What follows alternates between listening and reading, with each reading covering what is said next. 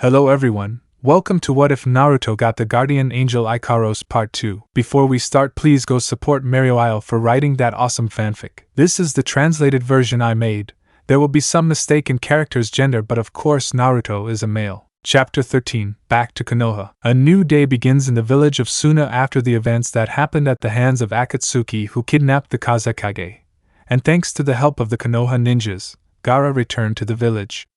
In the room where Naruto and Ikaros rest, the blonde began to wake up since this morning they had to return to the village to inform his mother of the mission.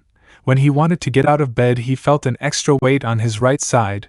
He moved his head to see the most beautiful thing in the world, Ikaros sleeping so peacefully and relaxed. Damn, she's so damn cute.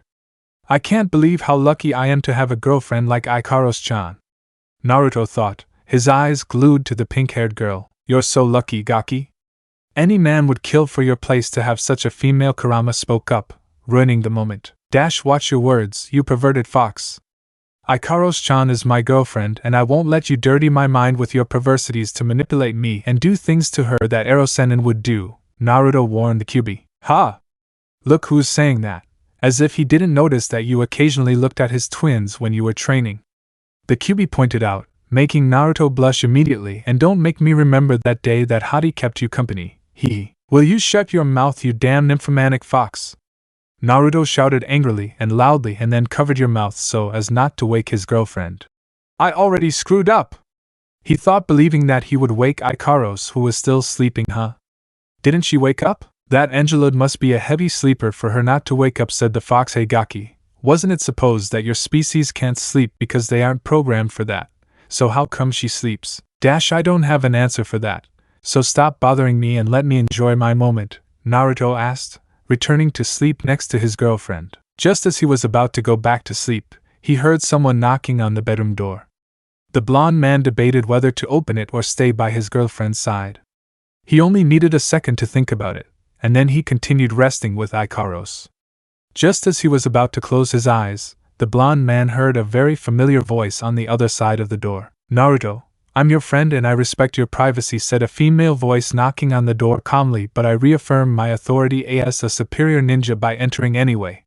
The person who shouted was none other than Tenten, who broke down the door with her hammer and entered the room. May I know why you're taking so long? We're all waiting. The weapons expert was speechless when she saw the two boys sleeping together and hugging Dowry. She finished the sentence. Tenten-chan, it's not what you think. Really, the Uzumaki tried to explain, seeing a murderous aura emanating from Tenten. Masuda! Ikaros murmured, continuing to sleep despite the commotion in the room. Naruto, how could you? Tenten said with her eyes shaded and tightly gripping the handle of her hammer. Because why didn't you invite me to spend the night with you? She exclaimed so that the blonde had a huge drop of sweat on his head. It's the only thing you can think of to say right now. Naruto shouted out what his friend said. Of course. It's unfair that you and Ikaros did. The brunette's face looked like a tomato, thinking that her friend and the pink-haired girl had done something more than just sleep. How could they do that if they barely know each other? What? Wait, it's not what you think. I'm not ready for it yet, much less so Ikaros-chan, said the blonde, defending himself. Why you didn't do that? Are you serious? Tenten asked, so the blonde answered with a yes. I am glad to hear that. I'm sorry for the way I behaved. I think I went a little too far, she said, embarrassed by her behavior. Yeah, I already noticed. The blonde mentioned about the broken door. You know, with that kind of behavior, I could swear you're jealous. Saying that, the brunette blushed again. While I am not jealous, you great baka. The girl shouted, grabbing her hammer. Dare to say I'm jealous and I'll send you flying, literally. She threatened the Uzumaki with her weapon. Yeah, you're jealous, the Uzumaki joked to make Tenten angry and prepared to hit. I'm sorry. I won't bother you with that again, he said to make the brunette stop. You better. Now stop dawdling and get up already, Tenten ordered, making the blonde obey her. Calm down, I'll get up now, just let me lift Ikaros-chan, the blonde mentioned, feeling how Ikaros was sticking to him more while Tenten gritted her teeth. Ikaros-chan, wake up. We have to go back to the village. The blonde gently shook the pink-haired girl to wake her up. Masuda, murmured the Angelud, wrapping her arms around her master's neck and getting closer to him. See, come on Ikaros-chan, wake up, don't make things worse. Naruto kept moving Ikaros to wake her up, but that caused her to get closer to the point where she could feel the girl's bust on her chest. But the worst of all was that Tenten was getting angrier and angrier. Hey Ikaros, don't pretend to be asleep and get up now. The brunette ordered, but the pink-haired girl didn't wake up. I said you would wake up now. She raised her voice, but even that didn't help the Angelid open her eyes. What's wrong with her? No matter how much you yell at her, she won't wake up. Is she a deep sleeper? Don't get mad. You'll see. How can I explain it to you? What happens is that this is the first time Ikaros-chan sleeps, the blonde explained, but the expert didn't understand what he was saying. Do you remember that she is an Angelid? Ikaros-chan told me that Angelids weren't designed to sleep. Ever since I met her, she would always sit next to me waiting for me to wake up. Jiraiya-sensei, and I wondered if she ever felt exhausted from not being able to sleep, but she didn't show that she was tired. Tenten's anger faded as she listened to what Naruto was telling her. There are times when I wondered if she felt alone at night, but I think I should worry more about that, he finished with a smile. Not to insult her, but it seems like she's off, Tenten mentioned, seeing how Ikaros didn't respond. She's not a machine. She may not show feelings, but she feels the same things as a person, said Naruto. Something tells me she's just a heavy sleeper and nothing more. Well, it seems she enjoys sleeping next to you, the brunette pointed out somewhat jealously, while the blonde smiled nervously. I'd better wait for you outside to leave. The others are waiting for us. With that said, Tenten leaves the room, leaving Naruto and a sleeping Ikaros alone. Whether I'm saved, the blonde sighed in relief. I'd better obey her. She's more dangerous with that hammer she's carrying. He tried to wake Ikaros up, or at least separate himself, but the girl was very strong and didn't want to let go. But first, I have to find a way for her to wake up, he said with a small drop of sweat running down his forehead. 20 minutes later. I understand that Ikaros is a heavy sleeper, but said Tenten, still upset and walking through the streets of the village next to Naruto, who was carrying Ikaros bridal style, who was still sleeping. Don't you think she's attracting everyone's attention? She pointed out how all the villagers and some ninjas were watching them. Jealous? Naruto thought, I know this is a bit annoying, but you'd get used to it. Ikaros-chan always caught everyone's attention during my trip with Jiraiya-sensei, Naruto mentioned calmly. It's because everyone is staring at her because of the way she dresses, not to mention that she has a body that surpasses Hinata's. The brunette thought, more than jealous, but calmed down to change the subject. By the way, can I ask you a question regarding Ikaros? She asked so that the blonde would give her permission to ask her question. I just want to know, what is an angeloid really? I've never heard of anything like that. I myself can't understand what an angeloid is. Since that night when Ikaros appeared from the sky, I've been asking her where she comes from and what an angeloid is. The only thing she answers is that angeloids were created to fulfill the orders of the person they consider their master. Naruto replied seriously. And what about that place she comes from? What's it called? Maybe we have a clue about her origins, Tenten mentioned, prompting Naruto to tell her that Ikaros comes from Synapse. Synapse? I've never heard of a place with that name. I think Synapse is a big mystery to everyone. No one knows where that place is, since Ikaros-chan doesn't even remember her past, as if her memories were erased or something like that, said Naruto without stopping looking at the sleeping pink-haired angel. So, if Ikaros-san doesn't remember anything, you should go to Ino's father. As far as I remember, he is the best in his clan at reading minds, said Tenten, looking at Naruto, wanting to give him a solution. It's a good idea. He can help us look for clues about her past and find out where Synapse is, Naruto pointed out. When we return to Konoha, I'll ask him to see Ikaros-chan's memories. See? What would you do without me?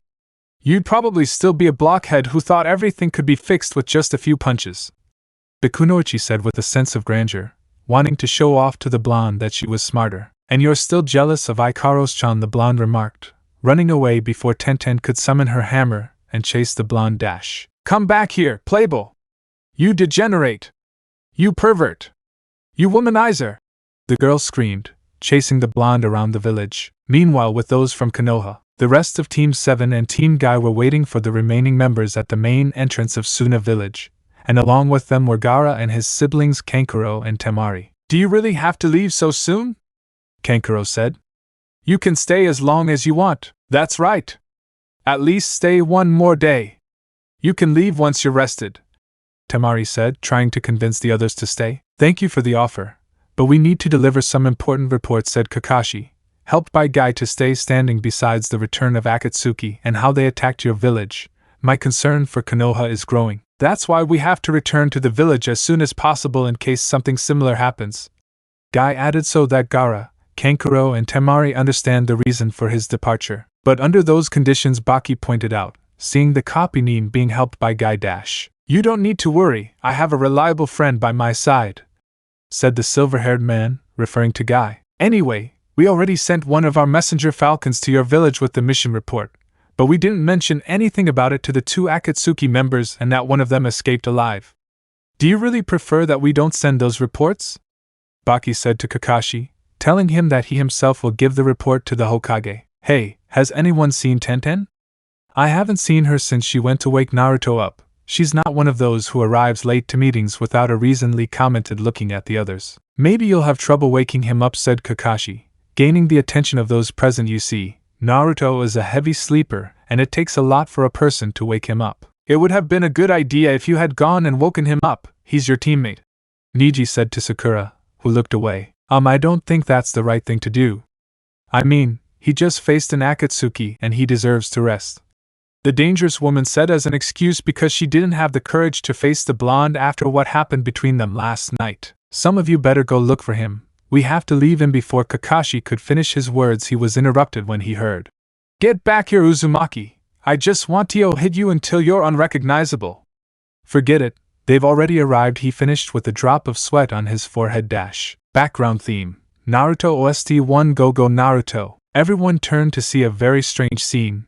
It was Naruto running for his life carrying the pink-haired angel in his arms while the weapons expert chased him with her hammer to give him what he deserved. Stop moving, you'll only make it worse, ordered the brunette who didn't stop her attacks against the Uzumaki who dodged the blows. I'll do it when you put down that thing, Naruto replied, running for his life while carrying the Angelide who was still sleeping. Lower your jealousy. Ikaros-chan isn't to blame, he said, taking a big leap to pass over the group from Konoha and those from Suna. I'm not jealous, Tenten shouted, throwing her hammer with great force with the intention of knocking out the blonde. Oh mom, said Naruto, watching as the chestnut's hammer headed towards him at great speed, but what nobody expected, much less Tenten, was that someone was in the hammer's path without him realizing it. Hey Tenten, Naruto-kun, it's time to go back to the village. At that moment poor Rock Lee got in the way and ended up knocked out by his own teammate's weapon. Read! Everyone was alarmed seeing the big-browed man lying unconscious on the floor, his face marked by the blow he received. Oh no, what did I do? Said the alarmed brunette who approached Lee. I'm so sorry, Lee. It's Naruto's fault for what happened to you, apologized the brunette. My fault? Who was the one acting crazy because she was jealous? Naruto said to Tenten, which only provoked the weapons expert more. How many times I've said I'm not jealous? Screamed the girl who grabbed Naruto's shirt collar and started shaking him. I'm not jealous of someone who gets attention from others by being much pretter. You're not the only one. Sakura and Temari thought together, envying Ikaros's beauty. Enough, Tenten! Guy ordered, separating his student from the blonde who was starting to get dizzy. That's not the right way to treat a comrade, much less a friend, he said. But it's not my fault, it's all that pervert's fault over there, Tenten stated, pointing at Naruto, who was staggering from dizziness. You take it too seriously, Naruto said, somewhat dizzy. I only told you that you behave like this because you are jealous of Ikaros-chan. Well, stop being so annoying and get it into your head that I'm not jealous.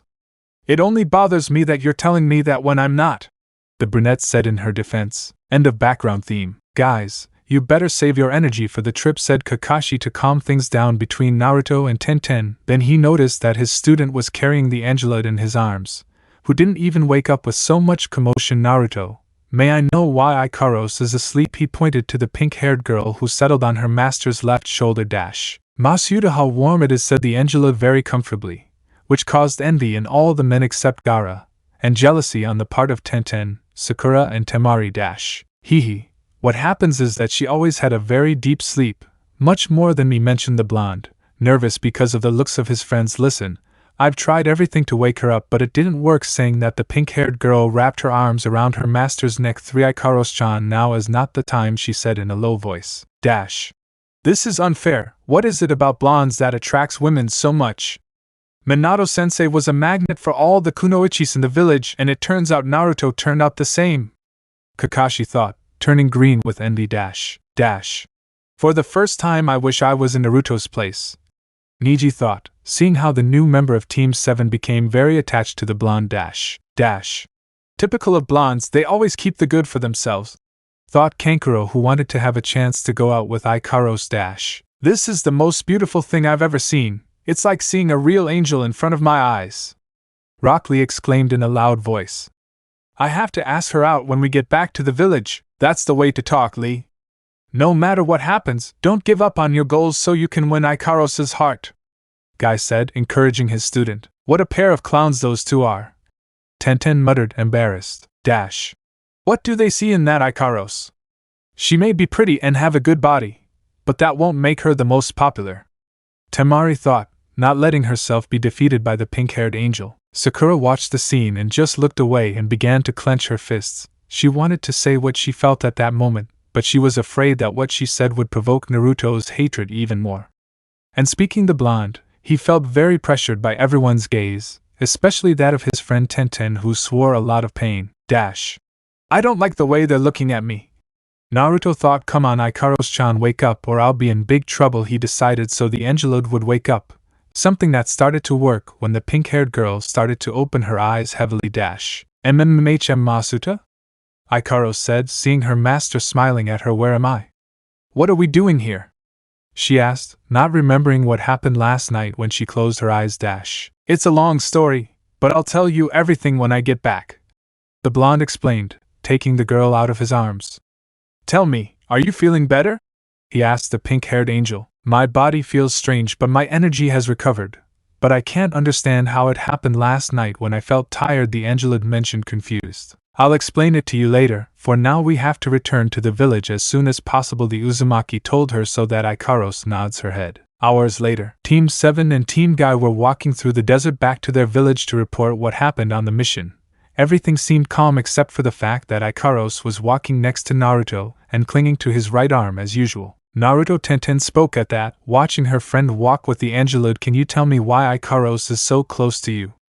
She asked with a twitch in one of her eyebrows. It's because Masuda asked me to stay by her side, or horrible things could happen, Ikaros replied before Naruto could speak. That's a big lie. We know you fought against an Akatsuki without any problems. That thing about you being in danger is just a false excuse, the brunette claimed, so that Naruto let out a light laugh and murmured, jealous. Very low, but Tenten managed to hear it. I've already told you that I'm not jealous. Oblivious to the discussion, Guy and Kakashi were behind the group because the copy-nin was still weak from using the Maguekio Sharingan. Guy had a sour face because he was far behind the rest of the group. Guy-sensei, you're going too slow! Tenten shouted to hurry her sensei up, which only annoyed him more. Excuse me, Guy. After using the Maguekio Sharingan, it's hard for me to move, the silver-haired boy apologized. But the situation didn't help at all, and the fact that Tenten kept rushing him. The green beast couldn't stand it anymore and threw Kakashi into the air. At that, the rest of the group turned to see Guy carrying his backpack in front of him, while carrying Kakashi on his piggyback, which was too strange. This has to be a joke. Is he really planning on carrying it on the return trip? Naruto thought, shocked by what he was seeing. Old men riding the pony? That's the strangest thing I've ever seen in my life, thought Tsunade's student in the same state as Naruto. How disgusting! I'm going to have nightmares for a long time, Tenten thought in horror. Niji remained silent, but like the rest of his companions he was affected by the scene. Masuda, can you explain to me what the strange man and the old man are doing? Asked Ikaros, who was the only one who didn't understand what was happening, while her master replied that those two were just making fools of themselves. I see. Is this part of a training? Lee said, misunderstanding, while Guy showed his classic smile. This way I can go faster, Guy said, running at high speed and passing the rest of the group, leaving a curtain of sand behind. Catch me if you can, he shouted in the distance as he disappeared from sight. Okay, let's pretend this never happened and continue on our way, Naruto suggested, so that Sakura, Niji and Tenten would agree. Niji, said Lee, imitating Guy, placing his backpack in front of him and offering the Hyuga a piggyback ride. Of course not, Niji exclaimed. Not a chance he'd let himself be piggybacked all the way to Konoha. Meanwhile, somewhere unknown, far away where the battle between Daimei and those of Konoha took place, the Akatsuki walked slowly and tired from the battle they had with the girl with the hammer, and that caused them many problems. They were also angry for having failed in the mission to capture the Jinchuriki of the Kyuubi who humiliated them during the fight they had with him. "Damn that Jinchuriki!" exclaimed the blonde, hitting the trunk of a tree with her closed fist. "I was about to capture him if it weren't for that nosy Kakashi and that tomboy." She hit the trunk again to the point of breaking it, but don't think they have declared victory. All they did was provoke me more. "I swear I'm going to catch that boy no matter what happens with that," said she, continued on her way, "for now I must go to the meeting point where Zetsu is waiting for me. Later I will ask the leader to give me another chance." She finished, continuing her journey to the place where they were waiting for her. Time skip. 4 days after the mission ends, Team 7 and Team Guy managed to reach Konoha once they caught up with their sensei, immediately taking Kakashi to the hospital because he fainted during the trip. Once he was treated by Tsunade, they took the silver-haired man to a room to rest and wait for him to wake up. Hours later, Kakashi began to open his eyes heavily, and the first thing he saw was the ceiling of the room. "You finally woke up," said a familiar voice to the copy nin who saw Naruto in front of him. "We thought you would be sleeping all day," he mentioned so that Kakashi could see Sakura, Ikaros holding a vase with her classic expressionless face, Guy, Niji, Rock Lee and Tenten Dash. "Here again," Kakashi said, since it wouldn't be the second time he ended up hospitalized and in the same room. Then the door to the room opened for Tsunade to enter, accompanied by Shizen. "I'm glad you woke up, Kakashi," said the Hokage, approaching the copy nin, who tried to get up but was very weak. "Don't overexert yourself, Kakashi. I recently examined you. You'll have to stay in bed for a week to fully recover. Once you're discharged, it will be a few days before I allow you to go on any missions." "It was what I expected," Kakashi mentioned, knowing that his condition was due to using the Maguekio Sharingan. "It seems like it'll take you a while to perfect that new Sharingan. In the meantime, don't overexert yourself and rest," the Hokage advised. "I also want Team Guy to rest for today. You can hand me your report tomorrow," she said to Guy, getting him to nod. "Okay, everyone can." "Kaisen, I need to talk to you about a very important matter," Naruto said, interrupting his mother during the mission to rescue Gaara. Haruno discovered Ikaros-chan's secret. When the blonde mentioned that, there was a silence in the room as some didn't know what the blonde was talking about. Guy, Rock Lee and Niji wondered what that secret was while Tenten stood watching and waiting for what would happen. Sakura felt very nervous now that it was known that she discovered the truth about Ikaros. But she was more worried about the worried face her teacher made when she found out about the matter. "Are you sure you want to reveal it? I classified Ikaros' secret as SS so he wouldn't be in danger," Tsunade said, worried about Ikaros. "It's best that the others know the truth about her before someone starts saying things that aren't true," answered the blonde, who looked angrily at Sakura, who looked away. "Besides, I completely trust Team Guy. I know they won't say anything about it." "I understand. If that's your decision, I'll respect it," said the Hokage, while the others didn't understand what was happening. Team Guy, Kakashi, what Naruto is going to tell you, I want you to keep it a secret since Ikaros could be in danger if someone finds out who she really is. "Hokage-sama, can you tell us what is that secret Naruto mentioned about Ikaros? And how would it affect Sakura-san knowing it?"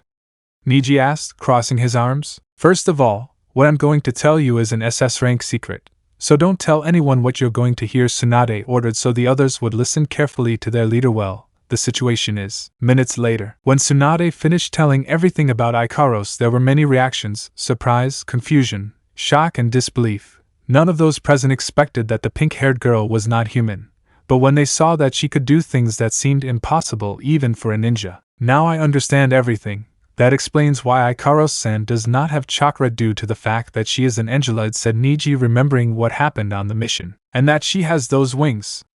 If you think about it, it's impossible for a person to have wings that allow them to fly," Tenten mentioned. "As you may know, Ikaros-chan knows nothing about her past and where she comes from.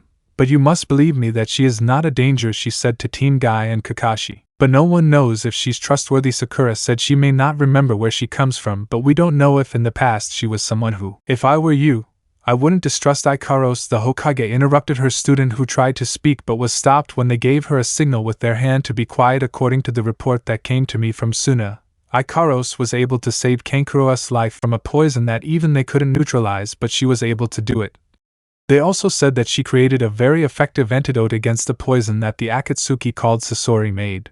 They even say that it was very kind of her to give them the antidote to use in their medicine," saying that Sakura felt very angry. She'd prepared for years, and that a stranger came and surpassed her bothered her a lot. But Shisho, the pink-haired girl, tried to speak again but was interrupted for the second time by her teacher. Another thing to mention, the report said that with the help of Ikaros they defeated Sasori. Tsunade remarked, if it weren't for the help of your new teammate, you would surely be dead. Those words were a strong blow to Sakura's pride that her teacher is on the side of the Angela. Listen, Sakura. I know you don't like Ikaros at all. Saying that, the aforementioned responded that it wasn't true. Don't lie to me. I know you perfectly well enough to realize that you're lying to me. I'll only tell you once, you won't tell anyone without exception what we talked about, do you hear me? Sakura could only nod her head without being able to look her in the eyes. Hi, Shisho, Sakura replied, defeated. I'm glad to hear that, Tsunade said. I guess there's no problem with you guys regarding Ikaros, she asked Team Guy and Kakashi, who shook their heads. She was able to discover the weakness of the barrier that protected the Akatsuki hideout in just a few seconds. Niji added to the conversation. We may barely know her, but it shows that Ikaros-san is someone we can trust. At first I didn't like her, Tenten said. At the moment, Naruto muttered, jealous. Luckily she didn't hear him. But seeing how she performed in battle and planned quick strategies, I feel like I can trust her completely. Well, I think Ikaros-chan is a good person. Her personality is like that of an angel, so I have no reason to doubt her, he said, giving a thumbs up while his smile shone. Excellent words, my young pupil. That shows your love and trust for your classmates. I am proud of you, said Guy, supporting his student. Ikaros proved to be a great companion when she helped me with the traps set by the Akatsuki. I also trust her, said Kakashi, in favor of the Angela to the pleasure of the Uzumaki. Well, it seems that everyone thinks that Ikaros-chan is on our side. Everyone except you, Haruno, said the blonde. Looking at Sakura, you are the only one who doesn't accept her as part of us because you fear her for being something you don't know. I know, and I'm really sorry for how I behaved, said Sakura, looking at Ikaros. I want to apologize for what happened that night. I wasn't thinking well that day, believing I saw you as a threat to me and Naruto. We had already lost a partner, and I was afraid of losing another. She apologized to the Angeli. I'm just doing my duty to obey and protect Masuda. You don't need to apologize, Sakura-san. You just wanted to protect him, Ikaros said calmly, to the relief of Tsunade's student. But at the same time, she felt bad for the things he said to her. Well, now that everything about the Ikaros matter is resolved, I want everyone to keep this secret and not tell it to anyone, without exception. Do you understand?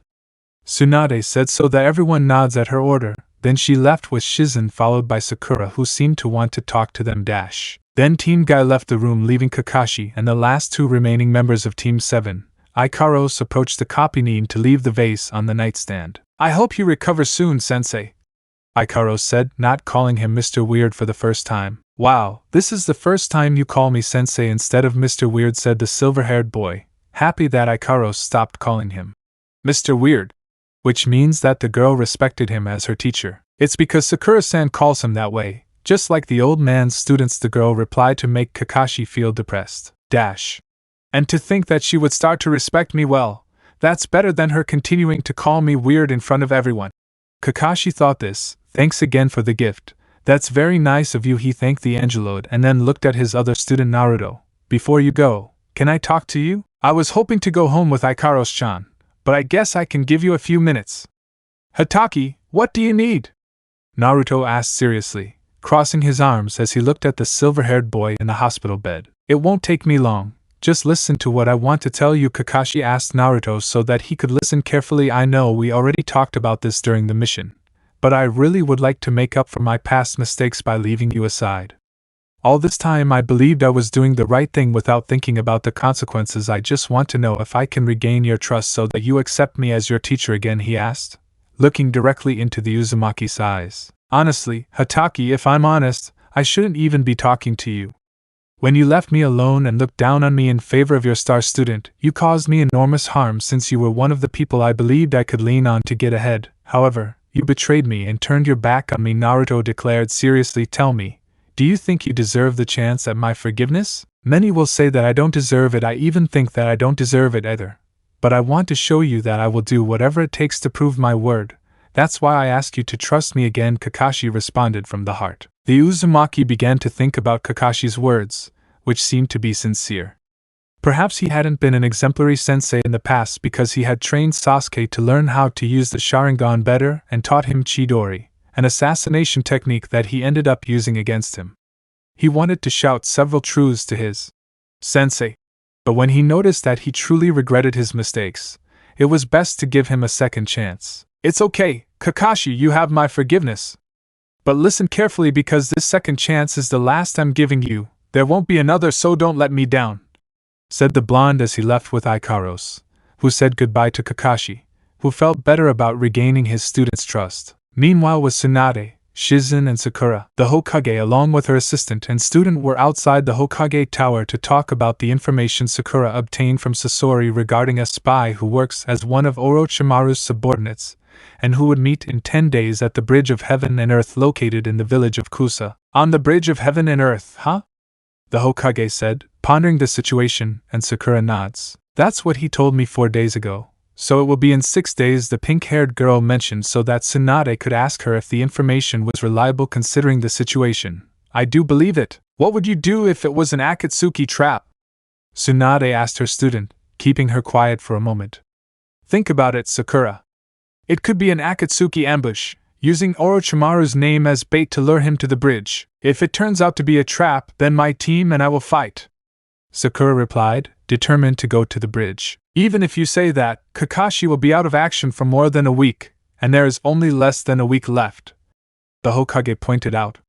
Without Kakashi, your team is missing a member even though Ikaros joined them to fill the vacant spot. Yeah, I know, Sakura said, looking down and clenching her fist. There's no other option but to recruit someone to form a new team, Tsunade decreed, and when Sakura was about to protest, Shizen got there first. Tsunade-sama, if that's the case, then we should send a small team to assess the situation, said the black-haired girl to direct her gaze to the pink-haired girl, and even if you send Sakura, it's best if Naruto-kun doesn't participate in the mission.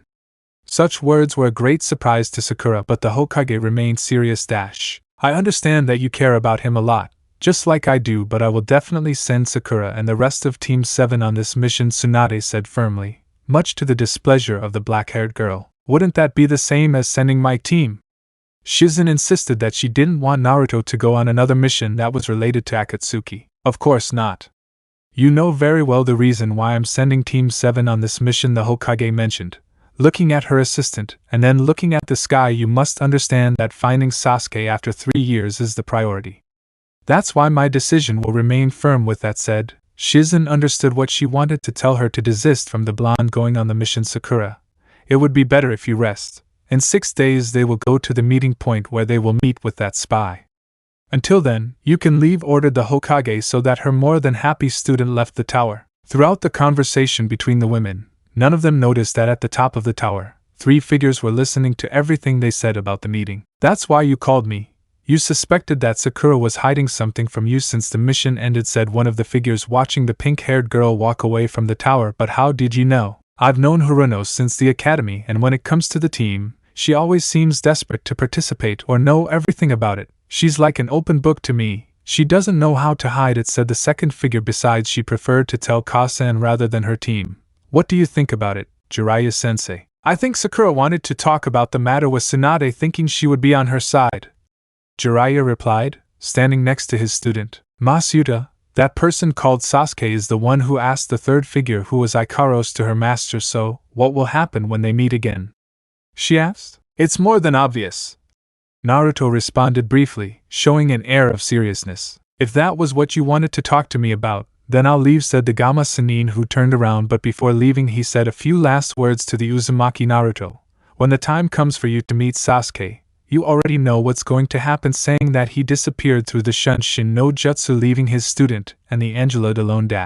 I know what I have to do, Naruto replied, then left with Ikaros. Chapter 14. 5 days left until the mission to the Bridge of Heaven and Earth. It was a new day in Konohagaku no Sato. Right now Ikaros was in the kitchen like every morning, making breakfast for her and her master, a full breakfast, while Naruto rested in an armchair in the living room watching television and the news from the shinobi world. Good morning! It looks like it's going to be a hot day in the land of fire, which means we'll have to bring out the umbrellas to protect ourselves from the heat. Everyone should be careful not to fall victim to heat stroke. Naruto watched the weather report calmly and without any problems, but there was something that made him very uncomfortable. Next to her stood a girl of only 13 years old and standing 1.39 meters tall, with long light blue hair arranged in two side ponytails and bangs on the side of her face, navy blue eyes, and pale skin. Like Ikaros, she wore white clothing consisting of a very short dress that barely reached her legs with black vertical stripes down the front that goes to her thighs, white gloves that go to her elbows. She wore a two-colored cape, white on the outside and salmon on the inside, which is divided into many torn rectangles and shoulder pads. High boots that are mainly white, but change to a black color that go up to her thighs. There are also two thin strips of white fabric that connect the boots and her dress. Around her neck was a collar with a broken chain like Ikaros's, only it's thicker than her neck and about the same width as her head, and thus covers her entire neck, but it's also much bulkier and far less well-equipped than the one the pink-haired girl wears. Her wings were very different. Instead of feathered wings, they instead resemble the iridescent wings of an insect, with different hues ranging anywhere from purple to green. Finally, her measurements were 72-45-68. But leaving all that aside, the reason Naruto felt uncomfortable was that the light-haired girl was eating without his permission a packet of potato chips that she bought days before. And in NGH, the blonde growled in his lowest voice so that his guest wouldn't hear him. "Who the hell is this girl? She came out of nowhere and she's eating my snacks," he thought while watching the girl eating a packet of chips. "Excuse me," he said as he got up from the couch to go to the kitchen and talk to his girlfriend Ikaros-chan. "I need to ask you something." "Yes, what's wrong, Masuta?" Ikaros asked, still cooking and looking at his master. "That girl who came out of nowhere, do you know her? Is she someone you know?" the Uzumaki asked the Angelid. "I'm not sure," replied the pink-haired girl who didn't know who the girl who arrived was. "Are you sure? She definitely looks like an Angelid." The blonde pointed out the wings and necklace the blue-haired girl was wearing. "As much as I try to remember, I have no information about her," Ikaros mentioned, putting aside her work to approach her master. "I'm sorry if I can't help you regarding our guest. I can't remember anything about my past." She apologized to the blonde man who placed both hands on the girl's shoulders. "Hey, don't blame yourself for everything. You'll see that sooner or later you'll recover your memories," he said to his girlfriend to relieve her. "Maybe I should listen to what Tenchan told me and ask Anoichi-san to help him see Ikaros-chan's memories. That way we'll have some clue about her past and who that girl is." Naruto thought, "I'll go see how the girl is doing. I don't want her to find the rest of my snacks." With that, he left the kitchen to return to the living room where the guest was still eating her chips. "I'm sorry if we haven't introduced ourselves, but what is your name?" "My name is Naruto Uzumaki." "Why do you want my name, beast?" the girl said somewhat rudely to the Uzumaki who had a throbbing vein in his head. "You little shit," she thought quickly before calming down. "It's not at all common for a girl like you to sneak into someone's apartment without them.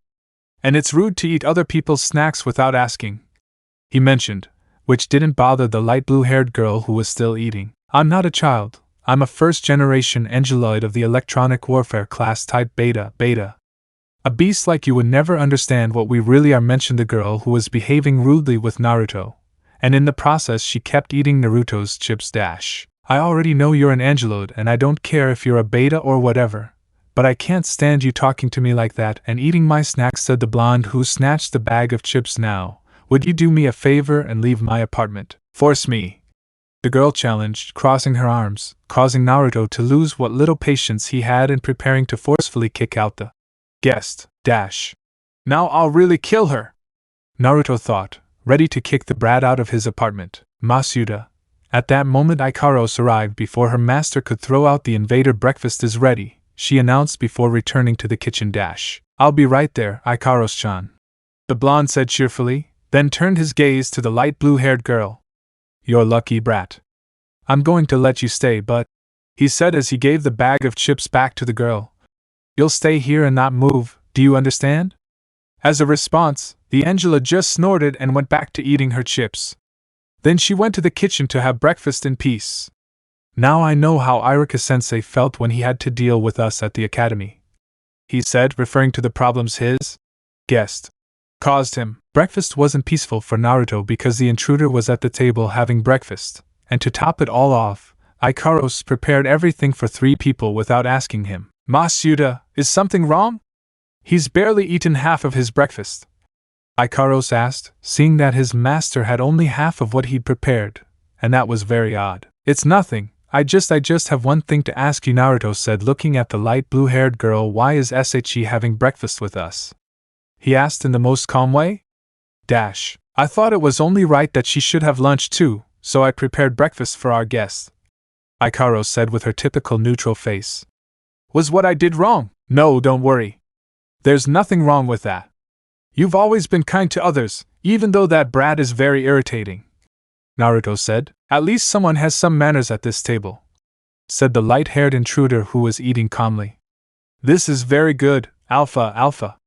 I'm surprised you're good at preparing these dishes for this beast. She pointed at an angry Naruto. The one who should have manners is you greedy little thing. The Uzumaki pointed out. First of all, beast, I'm not a greedy dwarf. And second, I have a name, and it's Nymph, clarified the girl named Nymph, who felt offended at being called a dwarf. So your name is Nymph? I admit it's a nice name, confessed the Uzumaki, who finished his breakfast. Ikaros-chan, can you serve me another dish? Hi, Masuda. The pink-haired woman took the plate to serve her another portion of egg and bacon. I must mention something important. I was checking the pantry and noticed we're out of rice, oil, eggs, meats, and other things. We need to go shopping to restock the pantry, Angeloid suggested. Damn it. It's all Jiraiya-sensei's fault. He only comes here for free food. But the next time he comes, I'll punch him to death, the blonde complained, annoyed. Anyway, once I finish breakfast, we'll go shopping for things. And what will happen to me? Nymph asked, making Naruto smile maliciously. You stay in the apartment like a good girl and take care of the place, Naruto said maliciously, to the displeasure of the light blue-haired girl. Don't even think I'll listen to you, you're not my master, complained the girl, who disliked the beast ordering her around. It's a shame, and I was going to give you more chips in exchange for you staying to take care of the apartment, Naruto blackmailed, noticing that the light blue-haired girl was thinking about the offer they were making her. Fine, I'll stay, but I'm doing it because I like these things you call snacks, Nymph said, looking away. You see?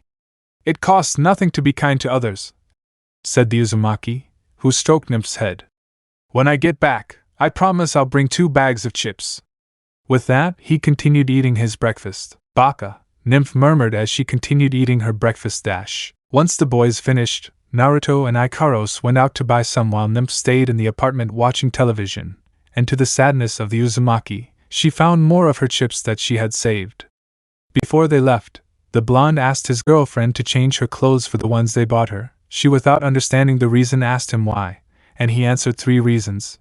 The first was to not attract attention. The second is to hide her wings despite the fact that the pink-haired girl can shrink them in size. The third and most important of all is so that men stop looking at her with an idiot face. Right now, the 2 boys were walking through the streets toward the store. As usual, Angelud was holding on to one of her master's arms, who seemed somewhat serious and quiet. The entire time, the Uzumaki didn't say a word. This was because he was pondering a very important matter. Masuda, is something wrong? Ikaros asked, noticing how quiet the blonde was. Masuda? She spoke again to get him to react. Huh! Sorry, my mind was somewhere else, hee. The blonde said with a nervous smile. He's been behaving like this since yesterday. Is he worried that Sakura-san didn't tell him about the bridge? Ikaros asked her master, who shook his head. I'm more thinking about the mission we'll have in 5 days, the blonde man said seriously. We're talking about someone who works with Orochimaru, and for some reason I have a feeling something isn't right. I don't know how to describe what I feel, but what I'm sure of is that this mission will be very dangerous, he stated. You don't have to worry, Masuda. I was able to verify that Sasori's words were true regarding the meeting. Even if you say that, I can't help but worry. We're talking about Orochimaru, a bastard who plays with other people's lives, Naruto mentioned, his blood pressure still flaring. Ikaros, noticing this, clung tighter to her master's arm to calm him down. You shouldn't worry, everything will be fine. You are very strong and you will be able to defeat him, and you have my help, Ikaros said, encouraging her master. You always cheer me up. I don't know what I would do if you weren't by my side, Naruto said, feeling calmer. The boys continued on their way, then took another street to get to the store faster. When they passed a tree, none of them noticed the person leaning against it, staring at the Uzumaki. It's been a while since we've seen each other, Naruto said that person so that the aforementioned and the Angelide stopped and looked at the one who spoke to Naruto. The blonde man noticed a young man who appeared to be the same age. He was wearing a sort of green raincoat with a hood and pockets to hold his hands. Under this garment, he wore another sort of grayish-brown jacket with a collar that covered more than half of his face. He also wore pants of the same brown that reached down to his bandaged shins, and black sandals. He wore the black Konoha sash and glasses with tighter frames. Huh! Who are you? Naruto asked, not recognizing the person who spoke to him. It's me, said the person who undoubtedly knew Naruto, but the blonde couldn't recognize that guy. Masuda, do you know that person? Ikaros asked, looking at his master, who looked somewhat confused while the man raised an eyebrow. I have no idea, but Naruto said as he tried to remember that person. Let's see, staring at the stranger to notice that a small insect came out from between his clothes. I don't remember who it is, he declared with a large drop of sweat on his head. Even though time has passed, you should remember the faces of your comrades, the stranger said very seriously. Do you know why I say this? Because otherwise you might hurt their feelings when they call you, the man concluded, causing the blonde to open his eyes fully. That annoying way of speaking, you're not, said Naruto, who finally remembered that person as Shino. Did you finally remember? The renowned Shino Aburame said to his old friend, who had a shy smile. I'm really sorry if I didn't recognize you, but you always have your face covered. The blonde apologized to his friend. Then something fell from the tree, landing heavily between Naruto, his girlfriend Ikaros, and Shino, sending up a cloud of smoke and dirt. Once everything cleared, the blonde and pink-haired boys saw a 16-year-old boy riding the enormous beast. The young man had disheveled brown hair, black eyes with vertical slit-like pupils, prominent canine teeth, and red markings on his cheeks. He was wearing a black leather jacket with zippers across the chest and sleeves, along with black pants and sandals, also with zippers, and the black Konoha sash on his forehead. The beast was actually a large white dog. Shino, you're early, the newcomer to the Aburame said, then noticed the couple standing next to him. Kiba, said Naruto, immediately recognizing some of his other old friends. Naruto, is that you? Kiba said, getting off the big dog to approach the blonde and sniff him. That smell is definitely Naruto's, he pointed out, happy to see his friend again, without noticing the girl standing near him. Is that how you recognized me? Naruto said, his eyes narrowed. For a moment I couldn't recognize you. Wow, you've changed a lot these years, Kiba mentioned, looking closely at the Uzumaki. You're even much taller than Shino. To tell the truth, Shino was 1.75 tall and Naruto was 1.87. A difference of only 12 centimeters, by the way. Who is that girl accompanying you? Noticing the presence of Ikaros. She is just when Naruto was about to introduce Ikaros, the big barking dog gaining his attention. It can't be. Don't tell me that dog over there is. What are you saying? It's Akamaru, of course, Kiba said, much to Naruto's surprise. How could Akamaru grow so big in such a short time? The Uzumaki asked incredulously. It was hard to believe that the little dog could grow so much. Really? I was always with him, so I never noticed, Kiba said, not caring about the growth of his dog and companion. But how did you not notice? Akamaru used to be on top of your head, Naruto pointed out. In the past, am I right, Shino? He asked his friend who had a black aura around him. You recognized Kiba right away, didn't you, Naruto? Shino said, making the blonde nervous. Shit, he's already in a bad mood, Naruto thought worriedly. But I already told you that I couldn't recognize you because you always hide your face, he said in his defense. A faint scream caught her attention, and she realized that someone was hiding around a street corner. The hidden person was a beautiful girl with long dark blue hair reaching the middle of her back, white skin, and pearly eyes. Her clothing consisted of a lavender and white jacket that hid her sculpted body, navy blue pants and black sandals, and the black Konoha sash around her neck. This girl was Hinata Hyuga, who was in for a huge surprise when she saw the Uzumaki after 3 long years. Naruto-kun! Hinata thought as her heart beat faster. I heard he'd returned to the village, but what should I do? I'm not ready for this. I haven't seen him in a long time. What should I tell him? The Hyuga was thinking about something without realizing that Naruto along with Ikaros appeared on her left dash. What's wrong, Hinata? Why are you hiding? Asked the blonde, seeing his friend hiding. When she saw that Naruto was too close, the poor girl couldn't handle the pressure and ended up fainting. What? Hinata? Hey, Hinata! She shouted at the moment that Kiba went to where the fainted Hyuga was dash. Not again! Why do you always faint when you see Naruto? The Inuzuka said, seeing his friend lying on the floor with her eyes spiraling. Minutes later, she only fainted slightly, but at least she's okay, said Kiba, carrying Hinata to the tree so she could rest. I'm glad to hear you're okay, Naruto said, relieved that nothing bad had happened to his friend. You also recognized Hinata immediately, Naruto, said Shino, still annoyed with the Uzumaki. Dash. He's still in a bad mood, Naruto thought. But I already told you it wasn't my fault. You spend all your time with your face hidden, the blonde pointed out in his defense. Well, we just have to wait for her to wake up, said the Inuzuka, taking a closer look at the girl who was accompanying Naruto and noticing that she was very beautiful. Hey, you still haven't introduced us to your friend Naruto. Right, it's the first time you've met her, Naruto said. Kiba, Akamaru and Shino, I want to introduce you to Ikaros-chan. I met her during my training and as a new member of Team 7 I present to you Angela Dash. My name is Ikaros, I'm from one of the villages near Kumogakure, and I decided to join Masuta. We're currently dating. The pink-haired girl introduced herself to the surprised members of Team 8. And then Naruto's girlfriend, exclaimed the Inuzuka, who did not expect such a surprise, just like Akamaru Dash. I really didn't expect such news, said Shino, who didn't seem at all surprised, but it was definitely something unexpected. Naruto-kun has a girlfriend, Hinata shouted, waking up to hear that the person she loved had a partner. The poor girl couldn't take it anymore and ended up fainting for the second time that day. Dash. Hinata! Naruto and Kiba shouted at the same time to see if the aforementioned was okay. Nice to meet you, my name is Shino Abirame.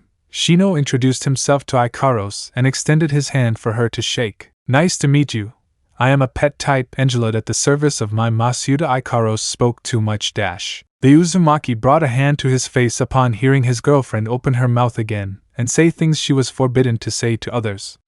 Shino merely raised an eyebrow while Kiba just looked at Naruto reluctantly, which made him sigh in exhaustion because he was once again being labeled a pervert. Before you say anything, I'll tell you it's not what you're thinking.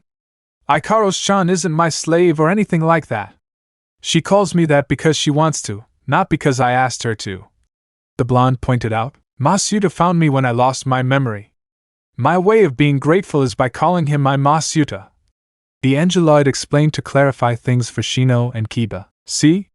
So you stop thinking I'm taking advantage, said the blonde who took Angeloid's hand. It was good to see each other again, but we have things. Maybe we can talk another day. Goodbye. He said goodbye to his two friends and left, leaving Kiba and Shino behind. Dash. She's already gone, Kiba said, looking at his friend and the pink-haired girl from a distance. Damn. How lucky he is that he found such a beautiful girl. I envy him so much. Then he went to where Hinata was so he could wake her up. Hey, Hinata. Kurenai-sensei will be here soon. While Kiba did what he could to wake up the Hyuga, Shino began to look at the sky as if searching for something but found nothing. Someone is watching us, said the Abirame, drawing the attention of his companion and the great dog. Are they watching us? Kiba started looking around but couldn't see anything. He even used his sense of smell to locate the person watching them, but it didn't work. I can't smell them, but I feel like we're being watched. Akamaru, can you find them with your sense of smell? He asked his friend, but even he couldn't detect anything, his sense of smell being much sharper. My insects can't find anything either, Shino pointed out, releasing some of his Kikeichu, destructive parasitic insect, so that they can find whoever was watching them. Come on, Hinata, wake up! We need your help. Kiba began to move his teammates so she would start waking up. Kiba-kun? What's wrong? Where's Naruto-kun? The Hyuga asked, looking for the blonde. There's no time for that. Quick, use your Byakugan and search around us, Kiba ordered, making Hinata stand up, not understanding what was happening. High. Byakugan. The Hyuga activated her dojutsu to start looking around her. Dash. Hinata, can you find anyone watching us from afar? Shino asked her companion. I can't find anything around here.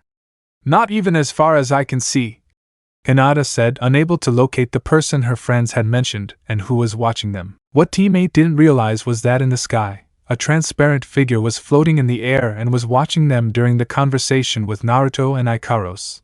Then that figure went off to who knows where and leaving Shino, Hinata, Kiba and Akamaru on alert. Minus 30 minutes later. The afternoon of shopping for groceries was good, because despite Naruto's jealousy, Ikaros got good discounts from the vendors, because they thought she was beautiful and the old women thought she was a kind and charming young woman. Damn dirty old men, scoundrels, perverts, the Uzumaki muttered in a low voice, seeing how the vendors made idiotic faces when they saw his girlfriend. You're lucky I'm not the Hokage yet, or else I'd close your stores forever. Masuda, why are you angry? Ikaros asked, seeing his master upset. How could I not be angry because those old men kept their eyes on you? Naruto exclaimed angrily. Those old men's heads got heated while they were looking at you. I couldn't hold back the urge to hit them for looking at my girlfriend, but they didn't do anything wrong. They gave us lots of food and a nice discount. The pink-haired girl mentioned. I already know that. But the simple fact of how they see you bothers me. The blonde man remarked, his anger still uncontrollable. Is there something wrong with my appearance, Masuta?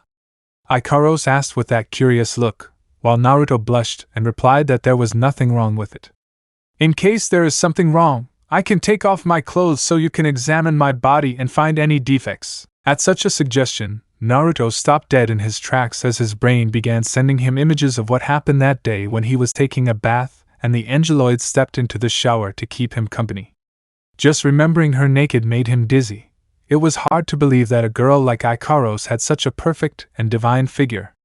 Those large, perfectly sized breasts, that slim, smooth waist, and well-balanced hips, those long, flawless legs that made you want to caress them or use them as pillows for a good nap. Masuda, I sense a rise in your body temperature along with a rapid heart rate. Are you okay? The girl said worriedly. Yes, I'm fine, confessed Naruto, who was lost in his thoughts. I was just thinking that when we returned to the apartment. I'll take a cold bath, he mentioned to get rid of those thoughts he had. Any man would take advantage of an opportunity like that, but you wasted it. You're such an idiot, Naruto Kyubi scolded the Uzumaki and give you the opportunity to snoop on my girlfriend? No thanks, I'd rather be an idiot than let you see Ikaros-chan naked, Naruto told the perverted Biju. Masuda, are you really okay? Your nose started bleeding. Ikaros pointed out. I'm fine. It's nothing serious, said the blonde who was wiping his nose. You don't need to worry. After that minor mishap, the boys continued on their way until they ran into Shikamaru and another person who was accompanying him. A young man, 16 years old and 1.72 meters tall, with brown hair, swirl marks on his cheeks, and a much more robust physique than most other ninjas. He wore a red shirt with armor on his torso, arms, and thighs similar to his father's. On the front of his chest armor was a kanji that means, eat. That person's name was Choji Akimichi, another of Naruto's friends. Oi, Shikamaru! This way! The Uzumaki shouted, drawing the attention of his friend and Choji, who was eating his favorite chips. How troublesome, now that you want Naruto, asked Shikamaru with his typical tired tone. What a way to greet a friend, said the blonde jokingly. What's wrong, Shikamaru? It seems you're lazier than before. Saying that, Shikamaru said things like, problematic blondes. So Naruto could see Choji, who had a surprised face. Hello, Choji. It's been a long time, he greeted his friend. Hello, Naruto. It's been a long time, Choji greeted, happy to meet his friend again, and at the same time noticing a beautiful girl who was with him. By the way, who is your friend? Is she perhaps your girlfriend?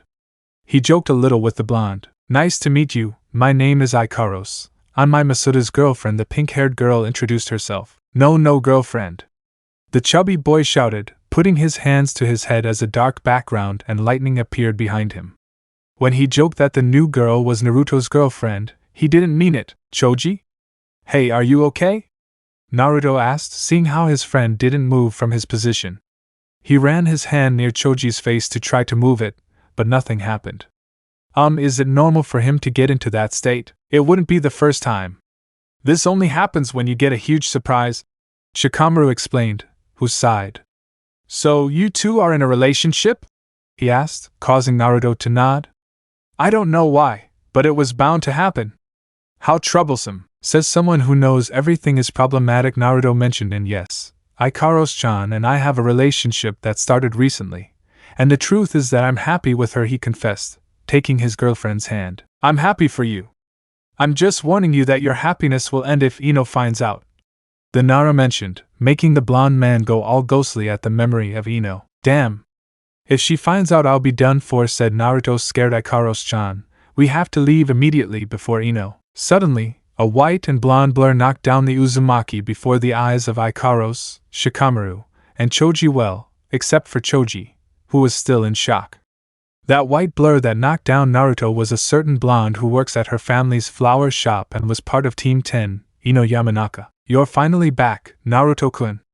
I was so worried when I found out you went on a mission to help Suna, said the Yamanaka who was on top of the Uzumaki while she snuggled up to him, rubbing her face on the blonde's firm chest. Hi Ino, how are you doing? The blonde said haltingly, I am sorry if I am made you worried be, but I was in Suna on an important mission, he finished as he separated from Ino to notice that he was still wearing the same clothes as his girlfriend. Are you still wearing it? Are you talking about this? Ino said, quickly standing up and posing for the blonde. What can I say? I'm very attached to this suit. It's very light, elastic, and to my surprise, it's very, very resistant, much more so than any of the regulation ninja suits. But the most important thing. Then she took a position that gave her a seductive air. Is that my dear hero gave this to me. It would be disrespectful if I didn't use it especially for you. Ino concluded, dangerously approaching Naruto, as if she were a predator that had found its defenseless prey. I'm glad to hear that, said the Uzumaki, who began to back away to be away from the Yamanaka. Good of you to say that, because now that I think about it, someone owes me a date, said Ino, who now looked like a tigress cornering a small sandwich. Boy, if I were you I would start running before that blonde grapes you in front of your girlfriend, suggested Kyubi, nervous because of the Yamanaka's predatory gaze. For the first time, I completely agree with you, Naruto replied to the fox, then thought of a desperate plan to escape. Quick, behind you, Ino! It's Koki Kazuhana who wants to invite you to participate in one of her movies, exclaimed the blonde who was pointing behind Team 10. Really? The fox said, a large bead of sweat falling on his head. Is that your escape plan? It's the only thing I could think of with so much pressure, Naruto said in his defense, and thought his plan wouldn't work, or so he thought. Princess Koki Kazuhana. Is she here? Eek. The blonde shouted like a fan to turn around and see the aforementioned. It is a great honor to participate in one of your. Huh. She noticed that the princess was not there. She turned to see Naruto, but he had already disappeared, as well as Ikaros. Naruto-kun. Where did Naruto-kun go? Well, she just left when you were looking for that princess, Shikamaru pointed out, so Ino could see a trail of smoke left by Naruto, which he used to escape with his girlfriend. Naruto Uzumaki, come back here and face me like a man and take your responsibility with me, Ino shouted, stopping the people around her because of those double-meaning words. Better calm down, Ino. You're making a fuss, said Choji, recovering from the shock he had suffered minutes before. It's best if you forget about Naruto. He already has. Shikamaru quickly covered her mouth so she couldn't complete the sentence. What? What were you going to say, Choji? Ino asked, walking slowly and making Shikamaru even more nervous. He was starting to sweat because of the fuss Choji made with his incomplete sentence. What he meant was that Naruto has an important mission to do. He just remembered and left immediately so as not to delay his team, Shikamaru said, somewhat nervously. You better not tell him that Naruto has a girlfriend, or do you want to repeat what happened a year ago?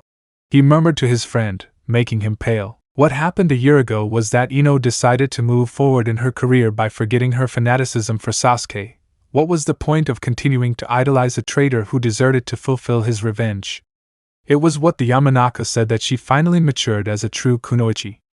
But what happened had nothing to do with the Uchiha. What happened was that Ino began to notice a boy named Saito that she knew when they studied at the Ninja Academy years ago, and who is now a jonin, and a very handsome man.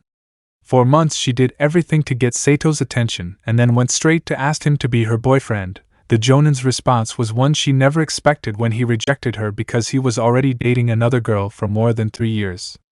When she was rejected, Ino took out all her frustration on Shikamaru and Choji for days, weeks, even months. In the end, the blonde managed to overcome the rejection and continue with her life to the relief of her teammates. When things calmed down between Team 10, No one noticed that above their heads, the transparent, floating figure that had been watching teammate a few minutes earlier was right there, as if it were keeping an eye on someone in particular.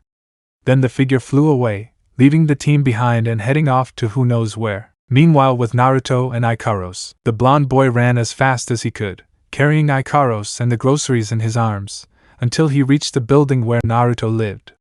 He was very tired, so he ran to save his life and that of his girlfriend, fearing how the Yamanaka would react if she found out about their relationship. Oh, by Kami, it was close, said the blonde who was catching his breath. We were saved if she had found out. Masuda, why did you run away from Ino-san like that?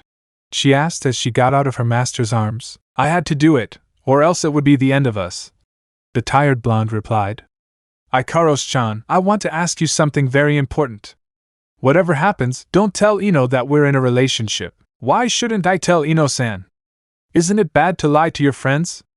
Ikaros asked. It is, but it's worse to make a woman angry than to have to tell her the truth or reject her, he said philosophically, something that Jiraiya taught him, since he had much more experience with women, both good and bad and painful ones. That's why don't tell her we're together.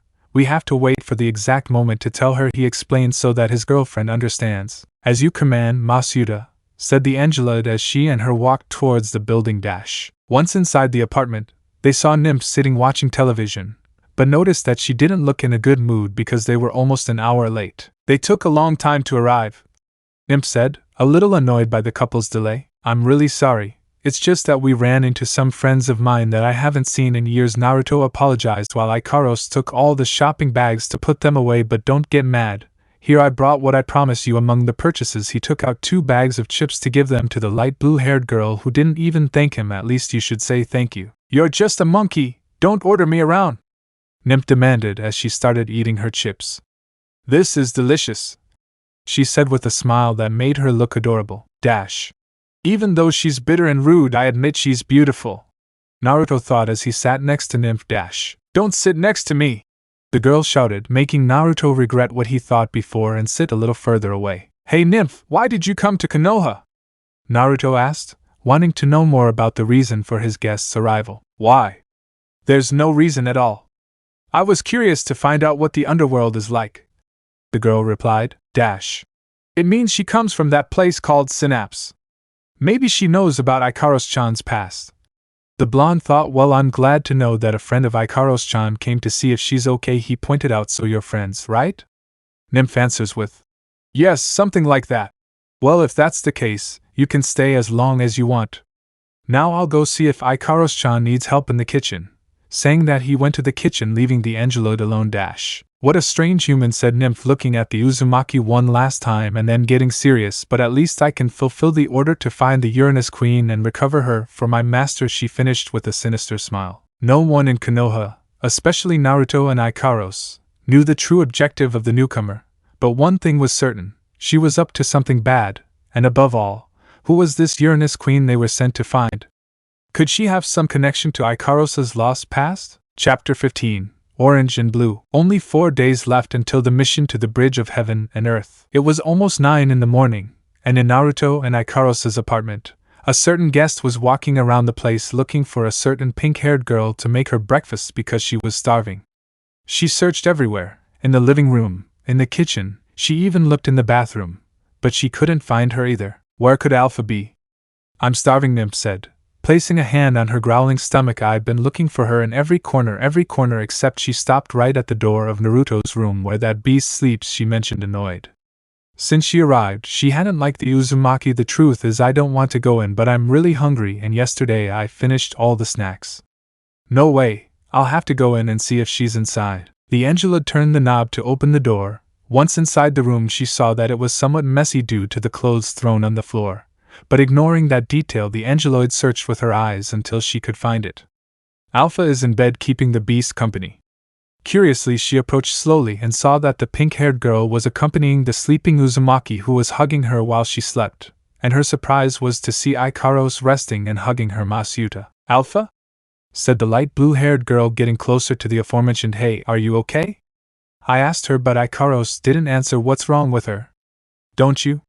Being close enough to Ikaros, With a huge surprise, she saw the pink-haired girl sleeping. It can't be true. She got a little closer, and with her index finger, she gently pecked the cheek of the sleeping pink-haired girl.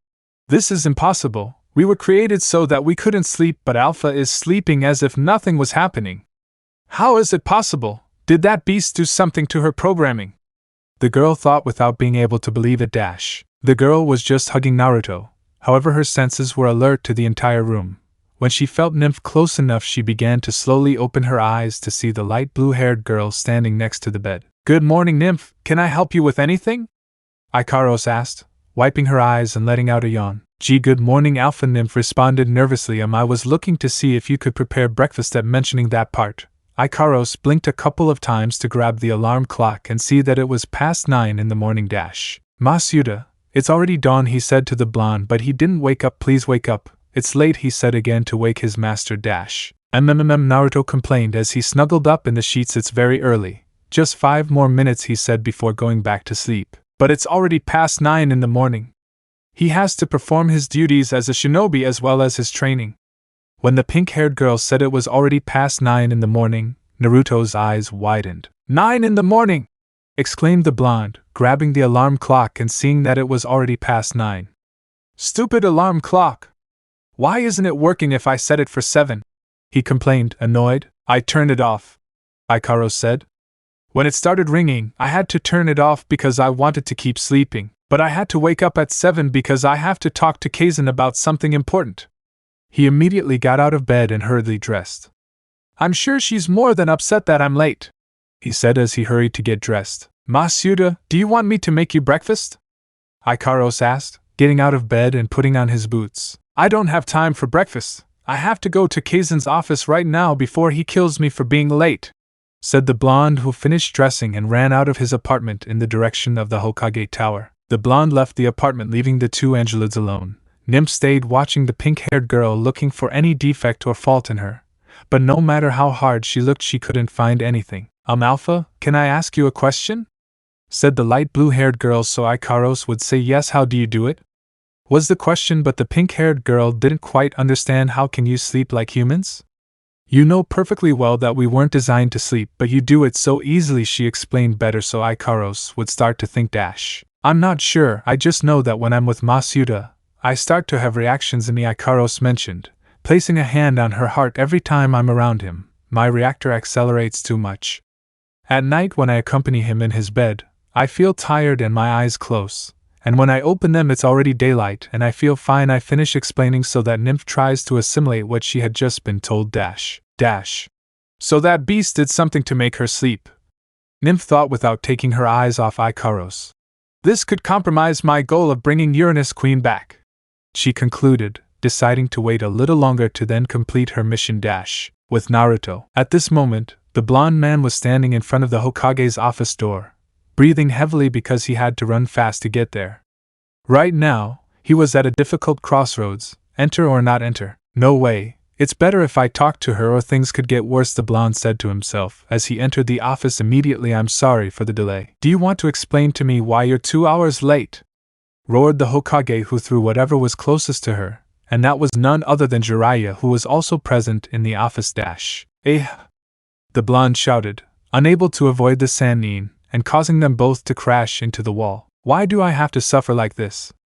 The poor Sannin said while the blonde fell unconscious. Minutes later, you didn't have to throw Jiraiya-sensei to punish me, the blonde complained while the Gamma Sannin supported him in that. Shut up both of you right now, Tsunade ordered, looking first at her adopted son. As much as she is your mother, you deserve it for being late just like Kakashi. Those words depressed Naruto, and you Jiraiya. She remained silent for a few seconds to speak again. Maybe you didn't do anything, but you deserve it for being a pervert. The Sannin felt his pride hurt. So, boy, do you have something to say in your defense for being late? It's that Ikaros-chan turned off the alarm clock because she wanted to keep sleeping, he explained, which was a silly excuse for Tsunade except for Jiraiya, who opened his eyes completely. Wait a minute! I think I heard you mention that Ikaros slept, the Sannin asked. Let me see if I understood correctly. We're talking about Ikaros, that girl with the perfect face, curvaceous body, and abundant proportions. Was she sleeping? There was no need to point out her body, the blonde claimed with a small pulsing vein on his forehead. And yes, Ikaros-chan was sleeping next to me. He mentioned that part again. Can any of you clarify what you're talking about? What's the big deal about Ikaros sleeping or not? The Hokage asked, looking at her former teammate. You don't understand, Tsunade. In all the time I've known that girl, I've never seen her sleep or show signs of tiredness from insomnia. Her former teammate explained, to the Hokage's surprise. I once asked her why she couldn't sleep, and she mentioned that she wasn't designed to sleep. But that was before. Now Ikaros-chan sleeps like a normal person, Naruto pointed out, and I must say that when she sleeps she looks very adorable, he mentioned with a silly smile, remembering his girlfriend's face when she slept so peacefully. You hit the jackpot with that girl, Gaki, said Jiraiya with his classic perverted face. Not only do you sleep next to that beauty like Ikaros, but you can also touch her and do whatever you want to. He couldn't continue because a couple of uppercuts silenced him, courtesy of Naruto and Tsunade. Stop speaking stupid things, you oily pervert! Shouted the two blondes, sending the Sannin flying out of the office and through the ceiling. Yhohohohi! Jiraiya shouted to the sky so the whole village could hear him. In a sector of Konoha. Mommy, what is that? Said a 5-year-old boy, pointing at the flying Sannin. He's a fleeting pervert. The little boy's mother replied. Go on, make a wish and it will come true. Yhohohohi! The Sannin's cry was heard again as it faded into the sky. Back with Tsunade and Naruto. I swear one of these days I'm going to ask for a reserved spot in the cemetery for that idiot, the Hokage said, trying to calm herself down as she took one of the bottles of sake Ikaros had given her. So, what was that you wanted to tell me? She asked as she uncorked the bottle. Well, I wanted your opinion about Ikaros-chan, said Naruto. I want to know, what do you think about her? At first, I thought she was a bit slow and distracted. Not to mention her very bold dress, drawing attention to herself with those wings. However, she earned my trust and respect when I saw how loyal she is to you. She's helped you with your related element problem. That gives her points in my favor, the Senju declared. That's good to hear, said the blonde to get a little nervous. And what would you think? What would you think if I told you that Ikaros-chan and I are dating? He asked the question so that his adoptive mother would open her eyes completely. At that moment, Tsunade dropped the bottle before he could drink a drop and fully open his eyes at the news, which worried her adopted son. When he tried to ask her if she was okay, the Hokage grabbed him by the collar of his shirt and began shaking him until he was exhausted. What did you do to that poor innocent girl? Don't tell me you dare get her pregnant! The terrified woman shouted at him, continuing to shake Naruto. They're still too young to have children. I'm not ready to have grandchildren. I didn't do such a thing. I don't even know if she can get pregnant. She's not human, said the blonde, scared to death. I just wanted to ask you if you would accept Ikaros-chan as my girlfriend, that's all. After explaining things well, the Hokage let go of the blonde to calm down. Huh? Tsunade blinked a couple of times at what her son just said. Are you saying Ikaros isn't pregnant? Her son nods in response. Did you just come to ask me if I accept your relationship? The blonde nodded again. Why didn't you explain it better to me? You almost gave me a heart attack. She yelled at him again, and then let him go. But you were the one who thought I got Ikaros-chan pregnant. The blonde thought with a drop of sweat running down his head. I'm sorry if I scared you. I should have explained things better to you, he apologized. Don't blame yourself. I don't think I was expecting such news, the Hokage told him, but if you really have a relationship with that girl, I can only give you my blessings, saying that the blue-eyed man was very happy. No matter who your girlfriend is, as long as I see that smile of yours that characterizes you, it means that she is the right one for you, she finished while thinking about something else.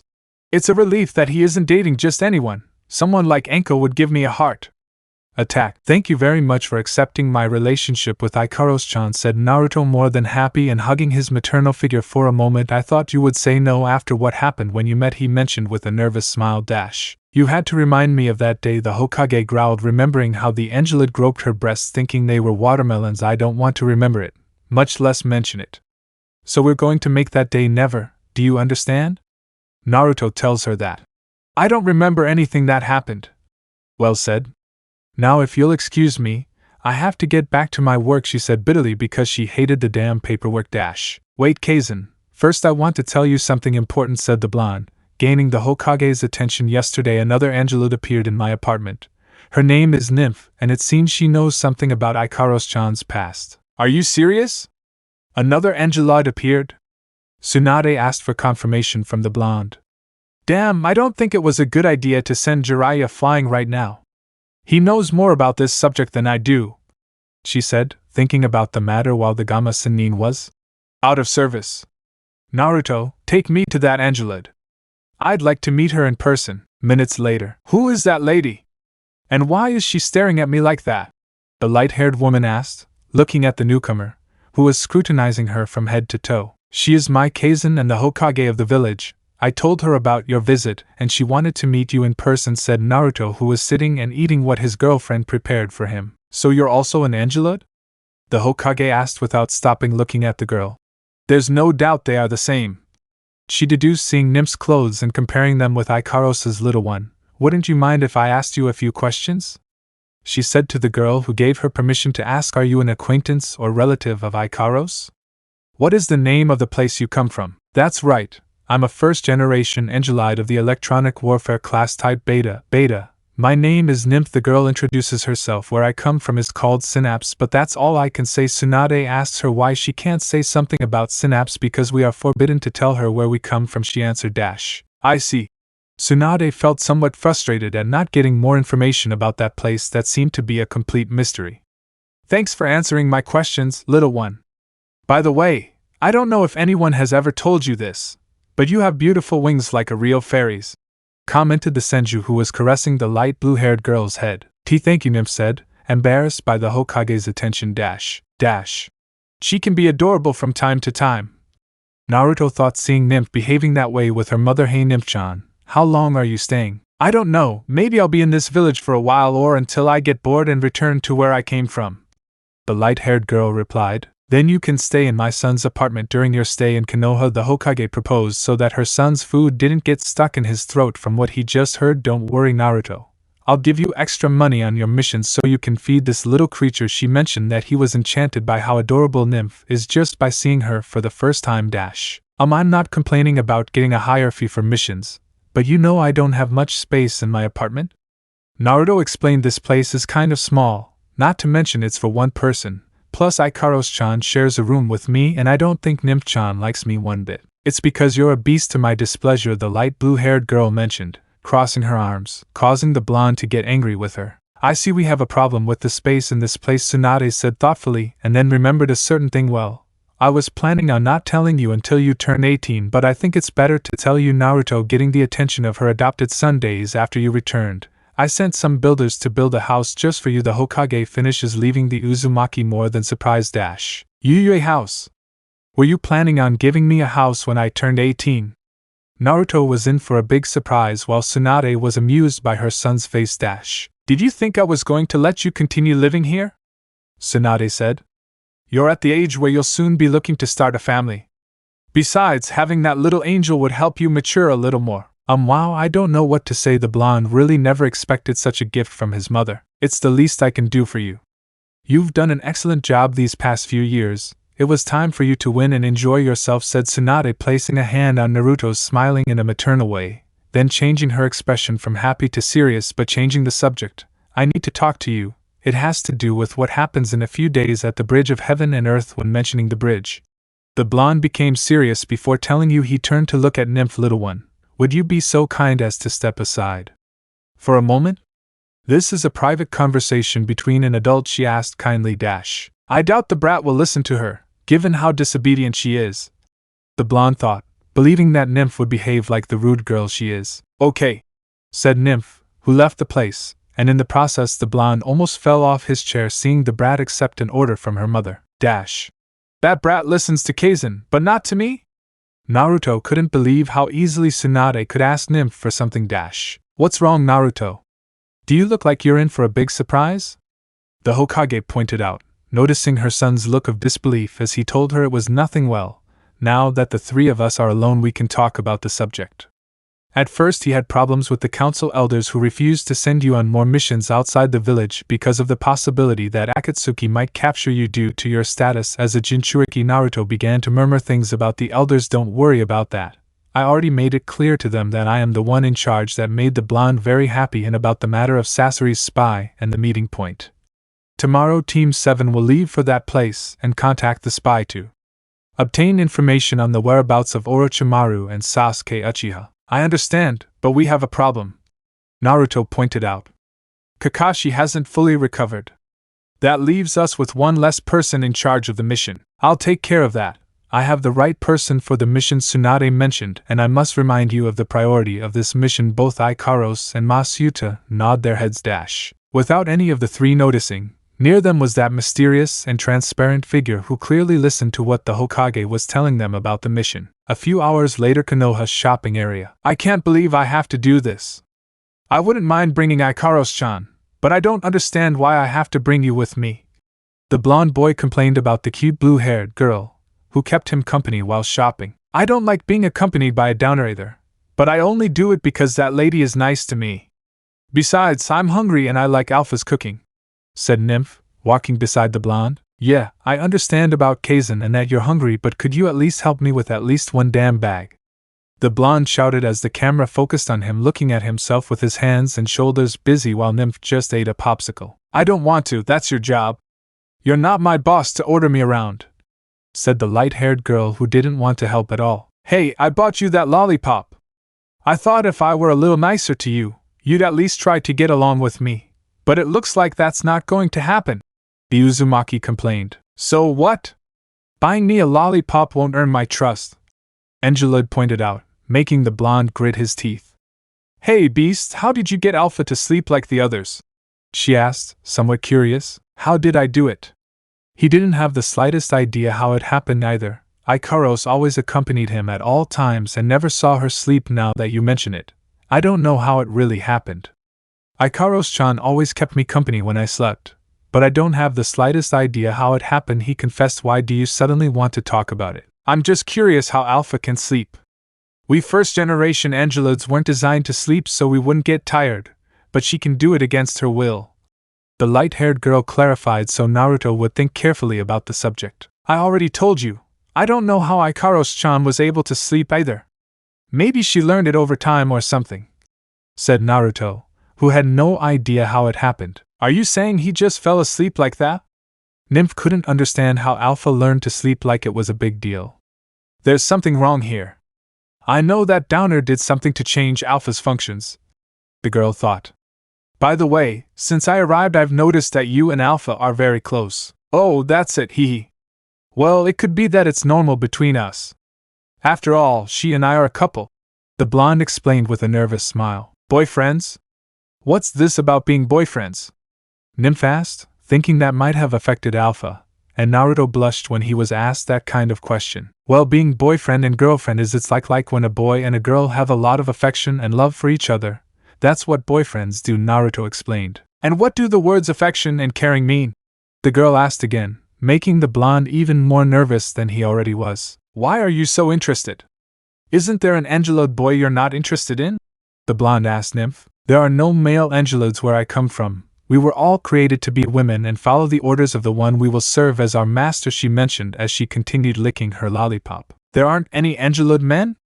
That's strange, the Uzumaki mentioned. And speaking of Synapse, what's that place you're talking about like? I'd like to visit it and take Ikaros-chan there, so she can remember something about her past. Impossible. For a downer like you, it is forbidden to go to Synapse even if you ask your Angelud in case you think about going, Nymph said to the Uzumaki, who was discouraged, believing that he would find something about Ikaros' past. Damn. I thought I'd at least have a clue about his past, but I'm still empty-handed. The blue-eyed man cursed. I don't understand you. Why do you worry so much about Alpha? She's just an Angelud created to satisfy her master's desires, not for you to worry about anything happening to her, the light-haired girl asked the blonde, who became serious. I'm doing it for her. One of the things boyfriends and girlfriends do is always worry about each other and help each other out. It's about helping the person you love so much no matter what happens to you, the blonde declared decisively. Those words left Nymph speechless. She never thought a downer would be capable of doing things for a useless Angelud like Alpha, but for some reason, something inside her caused a strange feeling in her stomach. With nothing else to say, she remained silent, much to the Uzumaki's liking. As Naruto and Nymph rounded the next corner, the blonde man panicked when he saw a familiar person standing in that direction. He barely saw her, and immediately pushed past the light blue-haired girl to hide around the corner. "What's wrong with you? That's not the form of human trafficking," Nymph complained, but the blonde covered her mouth to prevent her from speaking. "Shh! Please be quiet, I don't want her to find out," said the blonde man, who had an expression as if he had just seen a ghost. Nymph didn't understand what the human was saying until she saw Alpha walk past them, but she noticed three things that caught her attention. Alpha didn't have her wings behind her back, her hair was long and blonde, not pink, and lastly, she was a simple downer dressed like Alpha and seemed to be looking for someone. "But how strange, I swear I saw Naruto-kun pass by here," said that person who was Ino Yamanaka, who was walking through the streets of the village with the intention of finding her beloved hero and seeing if she had the opportunity to go out on a date with him. "Who's that downer? Why are we hiding from her? And why do you dress just like Alpha?" Nymph pointed at the blonde who was searching for the Uzumaki. "I want to become a monkey, it's Ino," said Naruto, very nervous. "This is not a good time to talk to her, especially if she's in love with me." "And that's bad?" asked the light-haired girl, who didn't understand the situation. "What if it's bad? You don't know Ino as well as I do. She may be a pretty girl, but when she gets angry, believe me, the smartest thing to do is fake your death, leave the country, and change your name to Juanito Sanchez so as not to provoke her wrath." Saying that, Nymph felt chills imagining how the downer would look when she got angry. "I think it's best if we go immediately to where Alpha is waiting for us," said the light blue-haired girl, who looked at the downer with fear. "Yes, now walk very slowly and avoid making noise. We don't want him to see us," said the blonde. "What are you two whispering about?" a voice asked in a whisper. Aya/Kaya. The Uzumaki and the Angeloid shouted when they noticed that the Yamanaka was behind them with a tender smile. "Hey Naruto-kun, did you miss me?"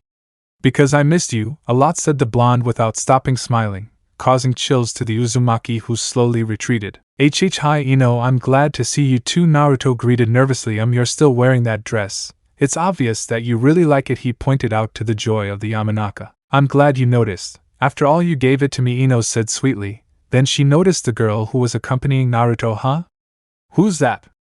She noticed the wings on her back. "She don't tell me that." "That's right, she's an angeloid who appeared yesterday at my house. But now it's not better to talk about that topic in public," Naruto told the Yamanaka, so that the topic wouldn't be heard by someone unknown. "I understand, I won't say anything else," said Ino, and then approached the light blue-haired girl. "Hello, my name is Ino Yamanaka. What is your name?" "I am Nymph, a first-generation angeloid of the electronic warfare class type Beta." "Beta," the angeloid introduced herself, uncomfortable with the blonde. "You have a nice name, just like you have nice wings, different from Ikaros's," the blonde pointed out so Nymph could thank her for that. "I'm sure you came to see your friend," the light-haired girl says. "Maybe, that girl is nice. Convenient brat, she's nice to everyone except me." Naruto complained mentally. "I'm sorry if this is short, but we have things to do and Ikaros-chan and Kaisen are waiting for us. So see you another day," Naruto said so he could leave, but the blonde grabbed the back of his shirt collar. "Where do you think you're going?" Ino said. "I haven't finished talking to you yet, Naruto-kun. You still owe me a date," she pointed out, making the blonde nervous. "What's a date?" Nymph asked, having never heard that word before. "Can anyone tell me what a date is?" "A date is when a couple or boyfriend and girlfriend go out together, have fun spending quality time together, and in the process do romantic things," Ino said in an affectionate way that gave Naruto chills because of how she ate him up with her eyes. "Then the beast," said Nymph, pointing at the blonde, "should do those things with Alpha." Saying that, Ino moved away from the Uzumaki and approached the light blue-haired girl. "And who is this Alpha you mentioned? Do I even know her?" the Yamanaka demanded, a little jealous. "She's that beast's girlfriend," Nymph replied, pointing again at the blonde, who was now scared. "Girlfriend?" the blonde said as she turned around and faced him with hellish flames surrounding her, flashing red eyes, and shark teeth. "Naruto! Can you explain to me who that Alpha is, or why didn't you tell me you already had a girlfriend?" she demanded threateningly. How can I tell you? You see, she and I had known each other for a long time, and we felt the same attraction. Recently as the blue-eyed boy continued talking, he ran out of ideas, so he had no choice but to flee. But look at the time, we're already late. Let's go, Nymph-chan. Holding hands with a gelatinous angeloid who only nods, and they only take a couple of steps, and a shower of kunai get in their way. What the F? So he has a girlfriend and you didn't tell me? Shouted a person who jumped from a building and landed on his feet near the blonde. It was Tenten, who was just as upset as Ino, And the worst thing was that she was armed with her trusty giant hammer, and I thought we had something special when you accidentally saw me naked in the hot springs," she mentioned while blushing. "Hey, what happened that day was just an accident. I didn't even know you were there that day, I swear." The blonde defended himself, now between a rock and a hard place. A furious Ino was behind him, and in front of him was the weapons expert with that hammer she uses so much in her battles. "You looked at Tenten naked," Yamanaka shouted more furiously than before. "I mean, you prefer that dull girl to me? Even when I invited you to my private hot springs so you could see my body." "You're lying! You never invited me to a hot spring or to see you naked!" Naruto exclaimed, trying to avoid certain death at the hands of the weapons expert. "What's this about private hot springs?" Tenten said, passing by Naruto and Nymph to talk to Ino. "Explain this about you having private hot springs. Even if you belong to a clan, I don't think they have anything like that," she pointed out, doubting the blonde. "What's going on? Am I smelling jealousy around here?" the blonde said, provoking Tenten. "I understand that someone like you must envy me. After all, I'm much more beautiful," she boasted, striking a hexy pose. "Of course not, and you don't have any private hot springs. The only hot springs are where that old pervert spy is. The only way would be that you buy the place. Or you have a stagnant water outbreak under your house, which is the closest thing to a hot spring," said the brunette mockingly in the Yamanaka's face. "Says the one who's a crazy gun addict. Surely you care about them and not your way of dressing.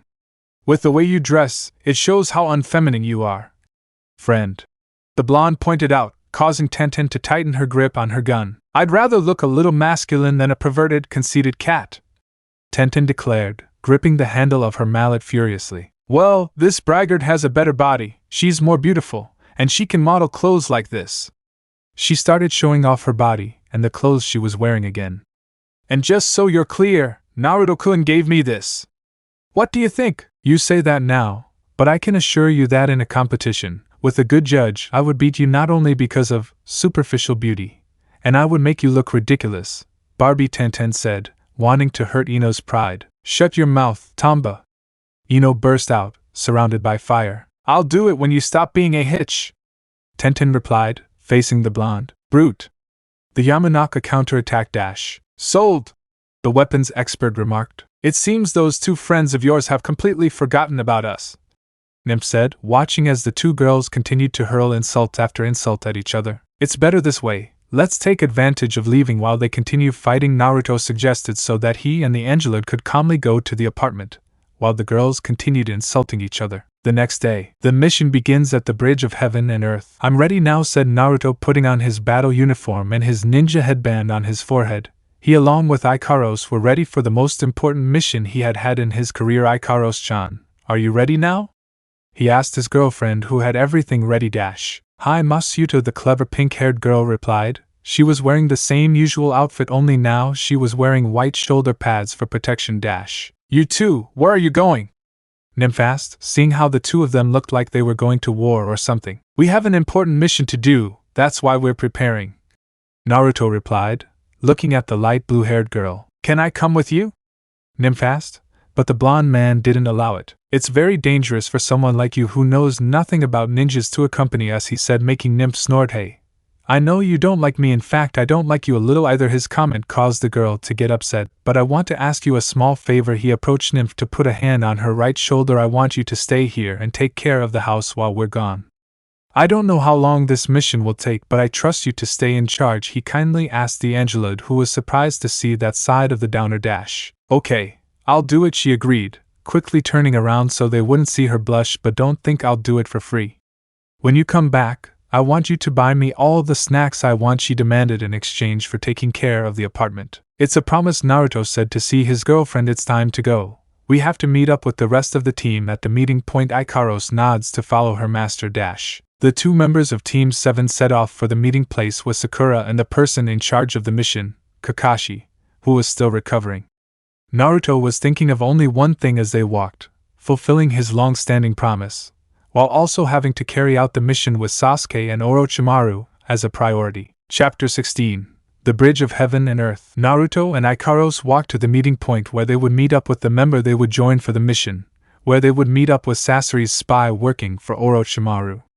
As they continued walking, Naruto found himself thinking about many things related to the mission, how close he would be to finally finding Sasuke and fulfilling his objective. Masuta Ikaros called her master to get him out of his thoughts when he heard her dash. Huh! What's up, Ikaros-chan?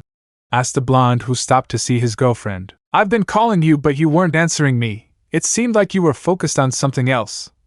The pink-haired angel mentioned so that the Uzumaki put a hand behind his head. I'm sorry, but I have a lot of things going through my head, he mentioned so that Ikaros could ask what he was thinking about. Things from the past, he replied, putting a hand to his chest and frowning. Are you still thinking about that? I don't think it's good to remember those things. They'll hurt you, Ikaros said, taking her master's hand. It's best if you don't think about it. I don't like seeing you like that, I promise you, the blonde man told his girlfriend as they continued on their way. The pair continued on their way until they reached the point where the entire team would meet for the mission. They noticed that the only person there, and to Naruto's displeasure, was Sakura, who was the first to arrive. The pink-haired girl noticed her two teammates arrive and raised her hand to greet them. Good morning, Ikaros, Naruto, he greeted both companions who arrived at the place. Good morning, Sakura-san. Ikaros greeted Sakura, who was glad that she didn't hold a grudge against him for what happened in Suna. Regarding Naruto, she simply waved a hand in greeting without saying anything to him. Looking around her, this is the point where the team would meet, right? She simply said He's still mad at me. I wouldn't be surprised if he is because of how he spoke to Ikaros. Sakura thought, hurt that the blonde continues with his cold attitude. Yes, this is the place where we were supposed to meet according to Shisho's instructions, she answered, faking a happy smile. But the person who would replace Kakashi hasn't arrived yet, Naruto mentioned. Damn. Has Kaisen really found someone to help us on the mission? He began to doubt whether his adoptive mother had found the right person. Everything will be fine. We're just a little early. There's still some time until the time to meet up comes, said Sakura, so the blonde can say that the person in charge of the mission doesn't arrive late like Kakashi. Hey Ikaros, now that I see you well, are you wearing some protection for the mission? I pointed at the shoulder pads that the Angelite is wearing. Hi. Masuda told me that I must be protected for this occasion, the Angelite replied. I'm fine with you being prepared, but where do you carry your weapons? Tsunade's student asked, noticing that Ikaros wasn't carrying a kunai case or a shuriken pouch. I carry them hidden between my wings, said the pink-haired angel, who extended one of her wings and took out a hidden kunai. It's easier for me to carry it this way while I fly above the enemy. I think it's perfect for you. No one would expect you to keep weapons between your wings, Sakura said. But how many kunais do you have hidden? She asked curiously. Even Naruto wanted to know about that. Well, the truth is I didn't realize how much I had, said Ikaros, who opened the other wing to begin taking out what he had hidden between them. 5 minutes later. This has to be a joke, said Sakura, who couldn't believe what she was seeing. How many things do you have in your wings? Seeing how Ikaros took out a large amount of kunais and shuriken. How is it possible that you can fly with that extra weight? Asked Naruto, who was also surprised and looking at the pile of weapons. I don't mind carrying extra weight when I fly. I can carry much heavier things and still fly without any difficulty, I explained to Angeloid, so the blonde and pink-haired girl remember how Ikaros was able to fly and carry them without any problem. After Ikaros' explanation that she had put her weapons away, the young people continued waiting for the last member of the team to arrive, who would replace Kakashi for the mission.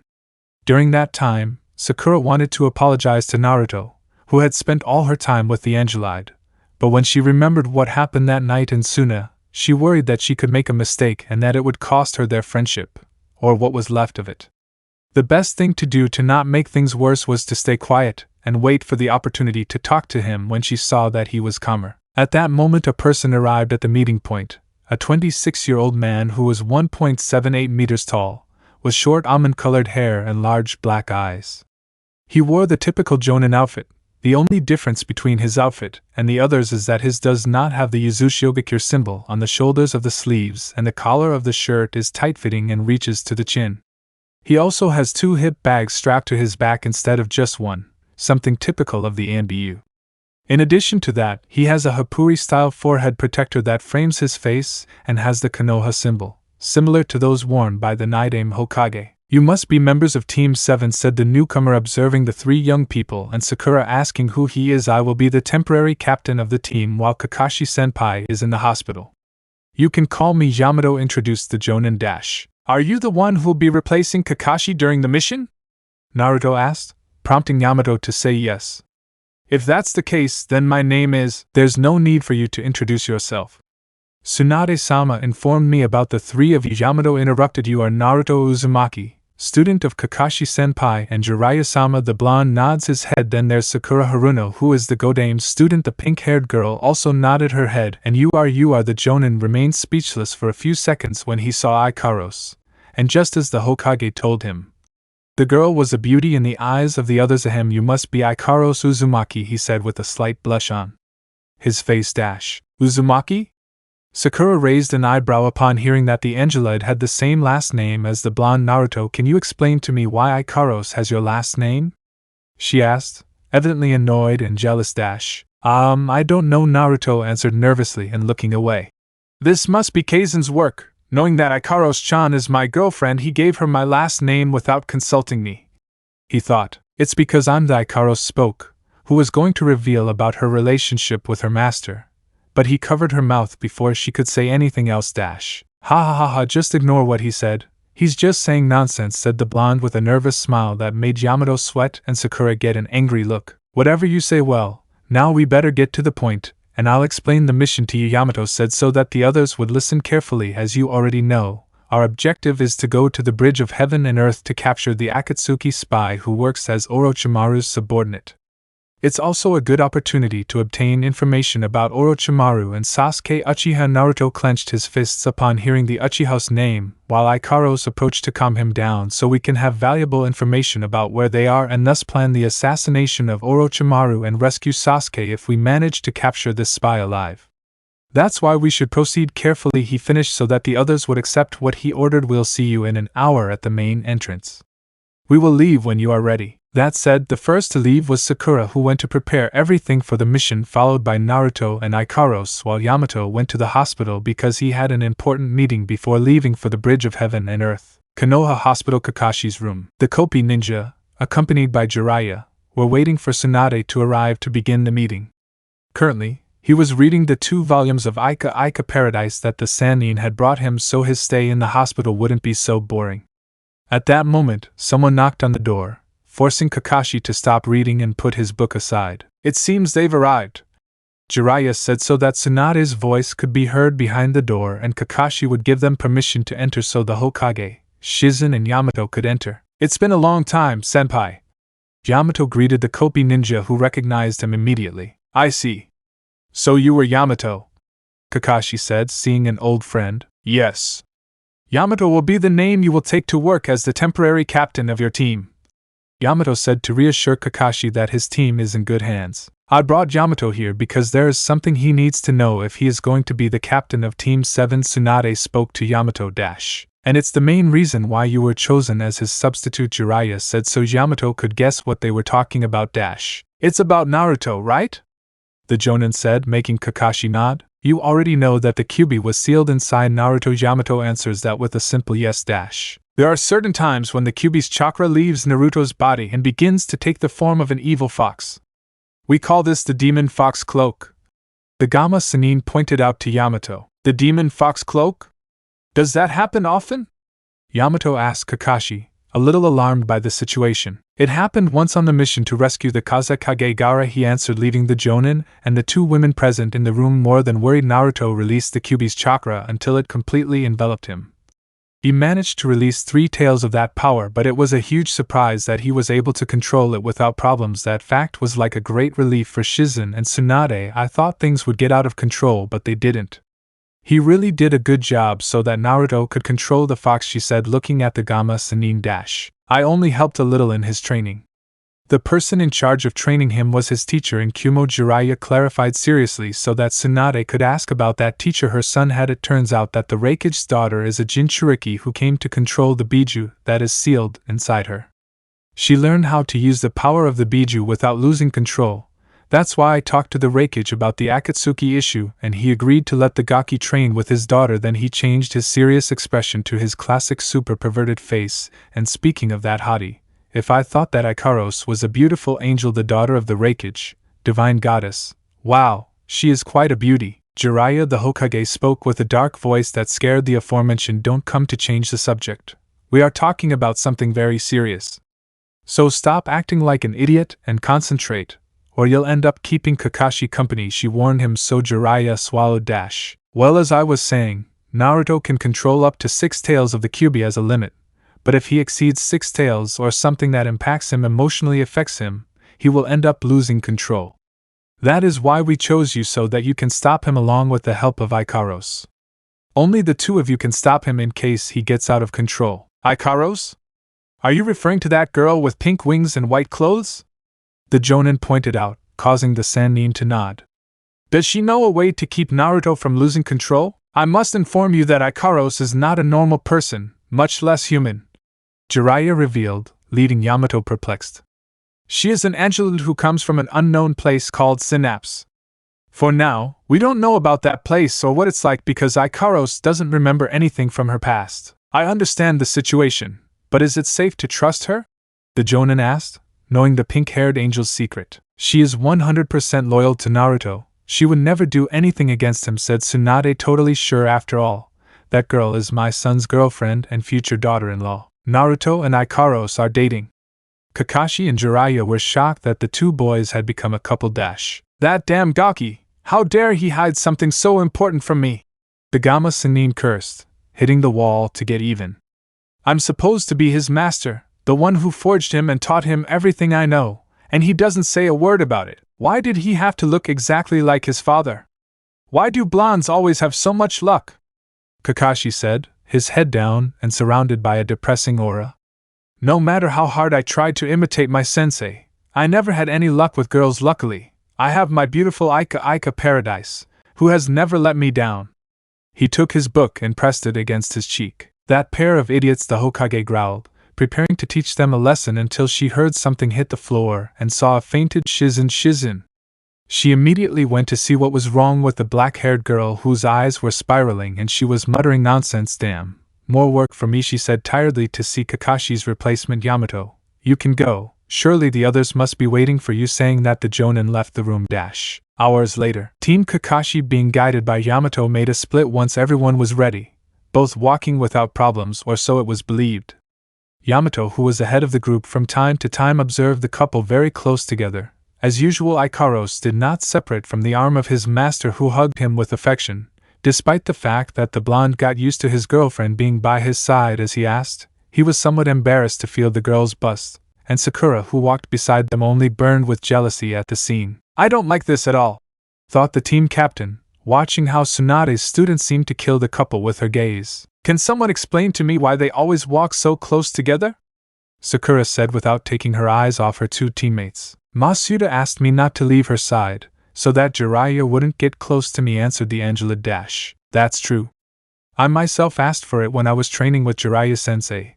It was to prevent that old man from asking him for something like taking off his clothes again. Naruto mentioned the good thing is that he learned not to come back when Kira-sensei sent him to the hospital. He finished with a smile on his face. I understand, but who is that person named Kira you mentioned?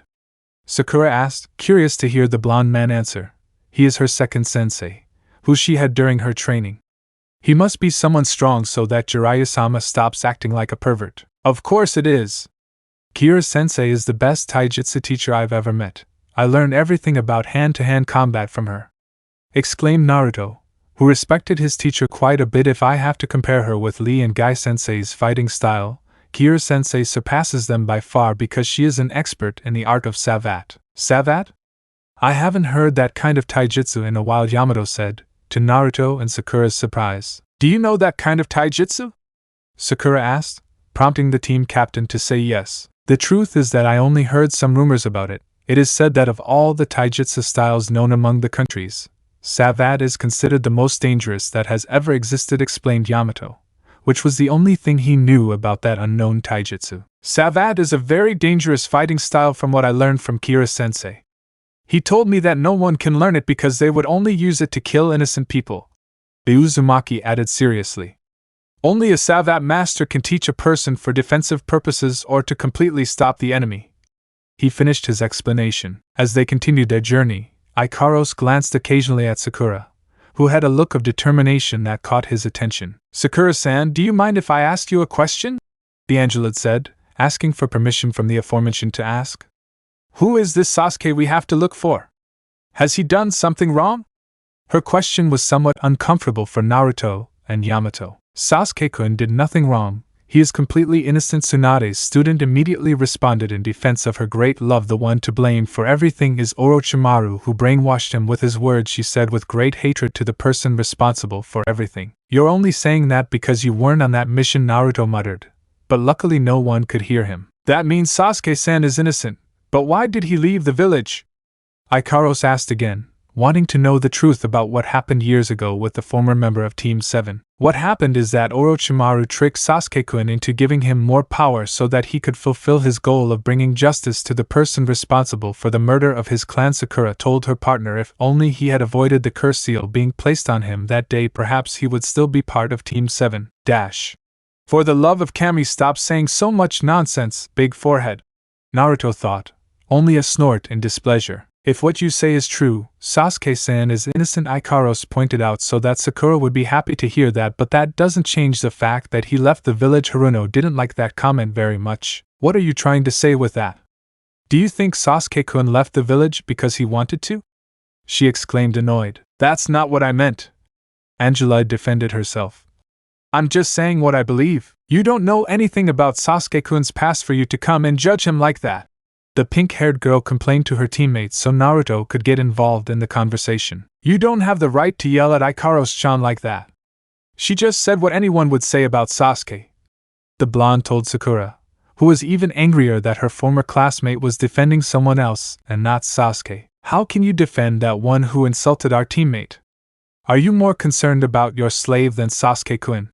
Sakura reproached. In response, the Uzumaki held her neck with one hand and lifted her up to suffocate her while the pink-haired girl tried to free herself, but the difference in strength between them was very great, and she couldn't break free from the grip. "Dare to call her slave one more time and I promise I won't hold back," Naruto warned her, putting more pressure on Sakura's throat, making her unable to breathe. "Please, Masuda has to let Sakura-san go. She has every reason to be upset with me, but you don't have to hurt her," Ikaros asked to prevent something bad from happening, but her master, blinded by rage against Sakura, didn't listen to her. At that, Yamato intervened in the discussion between the team members and made some hand seals. Shichiro no Jutsu, 4-pillar prison jutsu.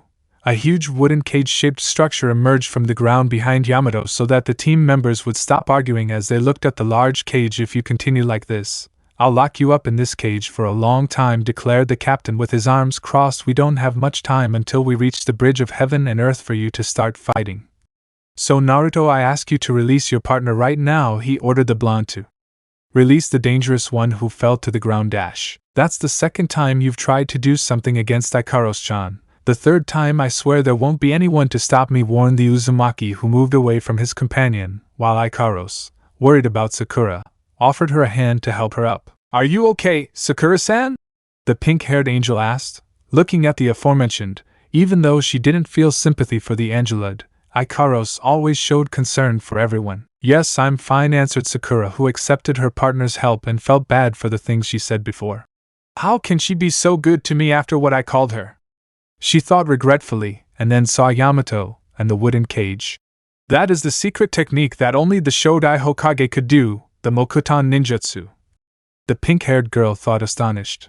"How is it that Yamato Taicho can use the Mokuton? Who is he exactly?" "I'm going to propose something," Yamato said. "I can lock the three of you in this cell for a day to promote teamwork, or we can spend the night in a hotel with hot springs. Which would you prefer?" he offered, silencing the rest of the team. "I prefer to handle the situation peacefully, but I won't hesitate to use fear to control people," he concluded with a terrifying expression on his face. Hours later, Team 7 arrived at a hotel near the route to spend the night and recover their energy. Currently, Naruto and Yamato were relaxing in the men's section of the hot springs while Sakura and Ikaros were relaxing in the women's section. The two kunoichis enjoyed the hot water, although there was a small problem. The other women in the baths kept staring at the Angeloid's pink wings, as she looked curiously at the water. This isn't good, Ikaros is attracting too much attention. Sakura thought as the other women looked at the Angeloid. Ikaros, if it's not too much trouble, could you hide your wings? It's to avoid the other women's gaze. I'm so sorry, Sakura-san, but that's not how you do it. Ikaros replied, still staring at the water. I understand, Tsunade's student managed to say, having to endure the women's stares, at which Sakura inadvertently looked at Ikaros's bust to compare it and feel inferior. Because they created her so perfect and with such big breasts. The pink-haired girl thought defeated and buried her head until it almost reached her eyes. Sakura-san, can I ask you an important question? Ikaros said, stopping her gaze from the water to focus on her companion, who had lifted her head out of the water. What does it mean to love someone? Huh? Why do you ask me those kinds of questions? Sakura asked, blushing at the topic. I just want to know what it means to love someone. The Angeloid asked again. Since I was created, I don't have the ability to express feelings like humans do. I have no idea what it means to feel happiness, joy, sadness, fear, anger, and envy. That's why I want to know what you mean by love. She explained, leaving Sakura stunned. I had no idea that you were not unaware of those things. That explains a lot of why you have that neutral expression every day, she mentioned. Well, loving someone, how do I explain it to you? Sakura thought about the correct way to explain it to Ikaros so that he could understand. Love is one of the strongest feelings that exists. It is when you want to be with that special person for you. Special for me? Ikaros repeated, thinking of her master at that moment. That's right. That person you love very much, the one who makes your heart beat faster when you think about them. That's what it means to love someone. Sakura finished her explanation, leaving the Angeloid very thoughtful. When you mention this thing called the heart, is it similar to when my reactor accelerates rapidly? Ikaros asked, to which Sakura nods, not understanding what he means by her reactor. My reactor behaves strangely when Masuda does good things and strokes my head. Does that mean I feel love for him? Are you in love with Naruto? Sakura couldn't believe her classmate felt in love with the blonde. Hey, are you sure what you're saying? Maybe what you feel for Naruto is just affection. That's why I'm asking, Sakura-san. My lack of emotions makes it hard to know what's wrong with me, but I'm telling you the truth. Whenever Masuda is nice to me, I can't help but feel my reactor speeding up. Even my body temperature starts to rise. Ikaros confessed. Well, if you really feel something for Naruto, the only thing I can tell you is that you should be by his side and make him happy, Sakura told him, who began to feel a lot of pain. She didn't understand the reason, but in some way it hurt her that there was a girl who liked the Uzumaki. Being next to Masuda, repeated the Angeloid, who misunderstood what Sakura said, stood up and walked towards the wall that separated the men's and women's sections. Hey, where do you think you're going? Sakura asked, watching Ikaros walk away from her. I'll be by my Masuda's side. The Angeloid replied, continuing to walk. In the men's section, the two men from Team 7 were relaxing in the hot water. Yamato was enjoying the moment, but the blonde was still upset about what happened to Sakura. You have to accept it, Naruto. Coming to the hot springs is the best way to establish good relationships, right? Asked Yamato, who was enjoying the bath. The blonde said nothing, just looked ahead as if it was the only interesting thing I said, right? He asked again with a terrifying face that did not affect the blonde. Yeah, I heard that. Naruto replied, still looking straight ahead. I know I shouldn't interfere in other people's personal affairs, but what you did to Sakura wasn't right. The team captain reproached the Uzumaki, so that she learns not to interfere where no one calls her. That's all I'll say, replied the blonde, who didn't want to talk more about it, and made Yamato sigh because of that. Something must have happened between them for him to behave in such a cold and aggressive way. Yamato thought until the wall that divided both bathrooms was destroyed, leaving a large hole and a curtain of smoke. What's going on? He got out of the water to take a fighting pose. Maybe it's an enemy that was following us, said Naruto, who also prepared to fight. By the time the smoke cleared, many of the men had a severe nosebleed when they saw that the one responsible was a beautiful girl, one that was familiar to the shinobi of Konoha, Ikaros-chan. He blushed suddenly seeing his naked girlfriend, and Yamato looked away. What the hell is wrong with you? Why did you destroy the wall? Sakura yelled at her, watching as the Angeloid destroyed the wall with a punch and the women present fled so the men wouldn't see them. Masuda, where is Masuda? Said the girl, looking for her master, and without shame to let the men see her with a perverted face until she found who she was looking for. Masuda, she opened her wings and flew towards the Uzumaki. Once she arrived, without wasting time, she hugged him and placed her head on the firm masculine chest of her master. 3 Ikaros-chan. Why are you naked? The blonde said, feeling his girlfriend's breast stick to his body. Don't waste time and go cover yourself with a towel. He tried to get out of the hug, but Ikaros was stronger than him. Sakura-san told me that I must be by his side to make him happy, Ikaros replied, leaning closer to her master's body, causing many men in the bath to kill to be in the blonde's place. What did you put in her head, Sakura? Naruto shouted as loudly as possible so Sakura could answer that it wasn't her fault, and that Ikaros had misunderstood what they were talking about before. The next day, after what happened the day before at the hot springs, and Yamato taking charge of repairing the damage to the bath wall using his Mokuton, the entire team continued their journey toward the meeting point.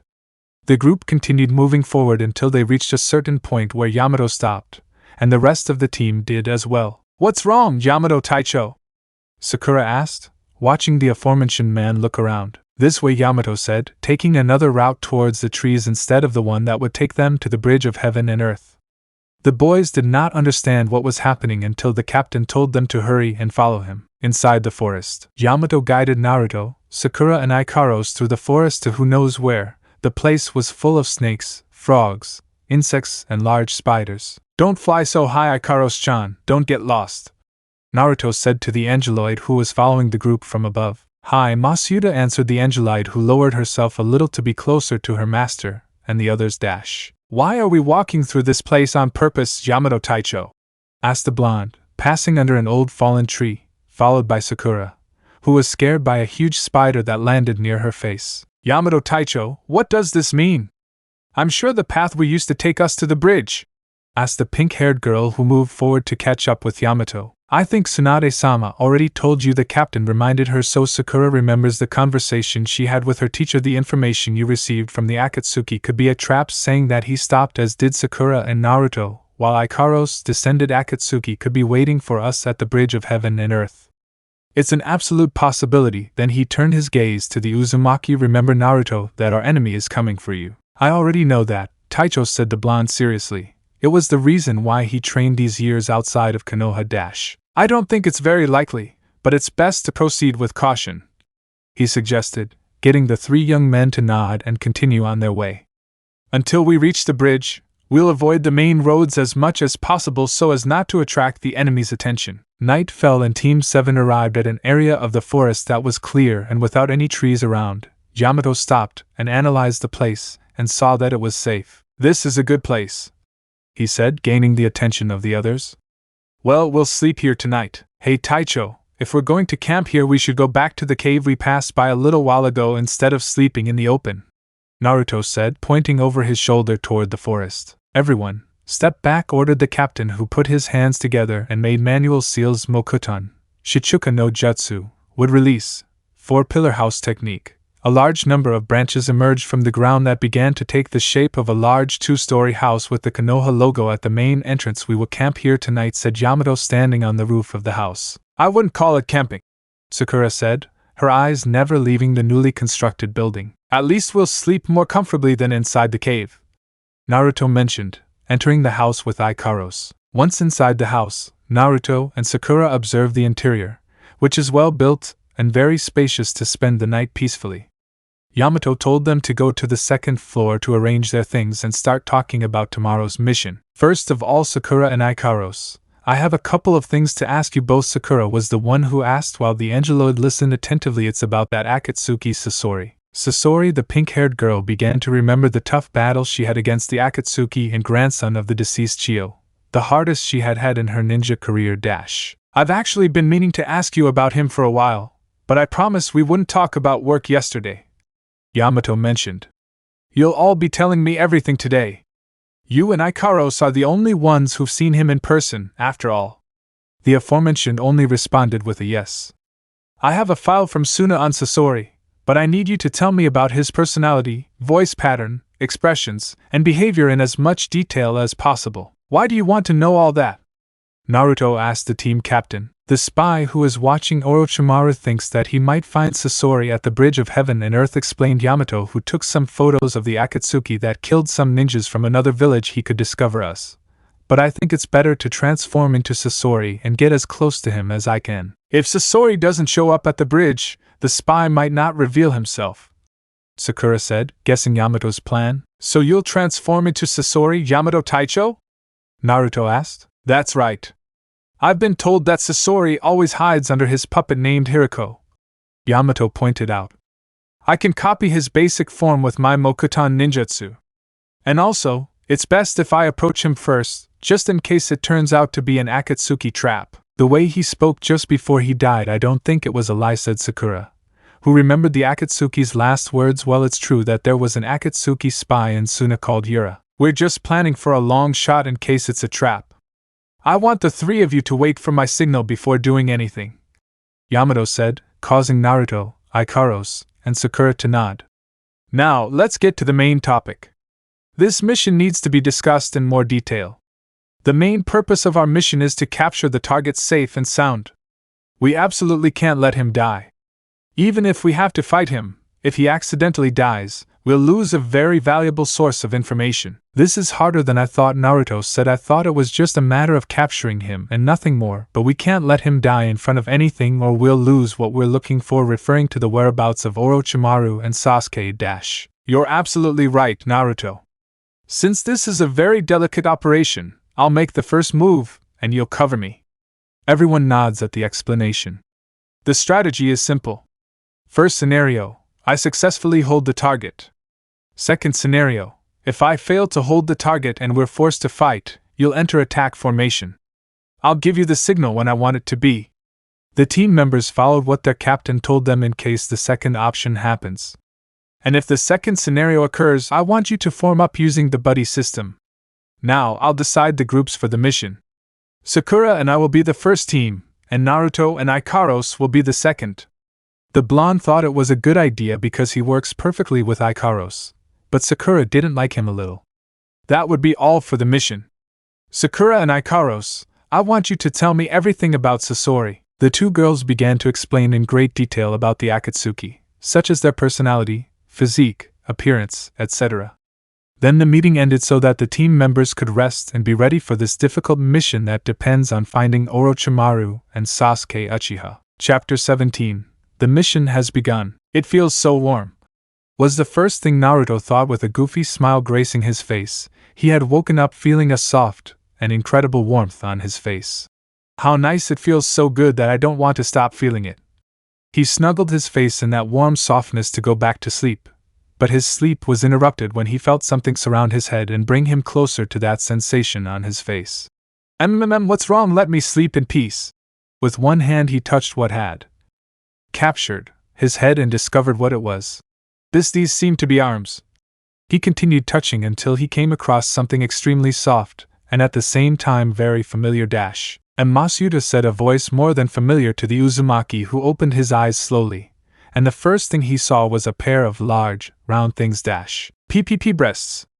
The blonde reacted when he discovered that the pleasant sensation on his face was the bust of his girlfriend Ikaros, who was sleeping next to him, interlacing his arms around the blonde's head and bringing them to her breasts. Ikaros-chan, please, you have to let me go, he said while patting the pink-haired girl's hip to wake her up. Masuta, murmured the sleeping Angela, who brought her master's head closer to her breasts, causing him to turn red instantly. Masuta, I want to be by his side forever. Oh no, what do I do? What do I do? What do I do? What do I do? What do I do? What do I do? He repeated inside the Uzumaki's head. It wasn't that he disliked being attached to his girlfriend at all, but he was afraid of the rest of the team's reactions if they woke up and saw them both in that position. I don't know what you're complaining about, Gaki. From what I see, you seem to enjoy having your girlfriend's breasts around. Ha ha ha ha ha. The Kyuubi, who saw everything that happened, laughed. I insist that you should test if that Angelud can impregnate her. That way you can revive your clan and give the Senju her first grandchild. Who asked for your damn opinion, you super-developed stuffed toy? The blonde shouted inside his head, and no one crazy would take advantage of my girlfriend's innocence to do things like that. Yes, of course. I would take your word for it. But that bulge inside your underwear says otherwise, the fox pointed out, making the blonde blush even more as he felt he had an erection. It was even noticeable under the futon sheets. It seems that little Naruto is happy and wants to go out and play. Ha ha ha ha ha ha ha. This is the worst day of my life, the blonde thought, embarrassed. What's next? Sakura and Yamato Taicho come into the room and see me like this. Naruto, Ikaros, it's time to wake up. As if her thoughts were coming true, Sakura accompanied by Yamato entered the room. Hey, it's time to whack. The pink-haired girl was speechless when she saw her two companions hugging on the futon, both of them very close. Naruto baka, what are you doing to Ikaros? Sakura exploded, seeing the Uzumaki's face between the Angelud's breasts. Aren't you seeing that she's the one hugging him? The Uzumaki pointed out with difficulty in his current position. And you, what are you doing here? We came to see why you were taking so long to wake up, Yamato replied, blushing and looking away, but apparently both of you were very busy, he pointed out, and even more so when he noticed the erection between the sheets of the futon. It's not what you think. The Uzumaki immediately defended himself, but with his erection at full blast, the rest of his team didn't believe him. Masuda, about 5 more minutes, Ikaros murmured, clinging more to poor Naruto, who didn't know what to do. Seriously, it's not what you're thinking, Naruto said again, but Sakura interrupted him. Of course, pervert. Hey Ikaros, wake up now. Sakura ordered the Angelite, who opened her wings to cover her master, something that didn't please the pink-haired girl. I said wake up already, feathered cow. And Masuda, the new alarm is very noisy, said the sleeping Angelite again, who couldn't get out of her master's head. What did you say? Who are you calling noisy?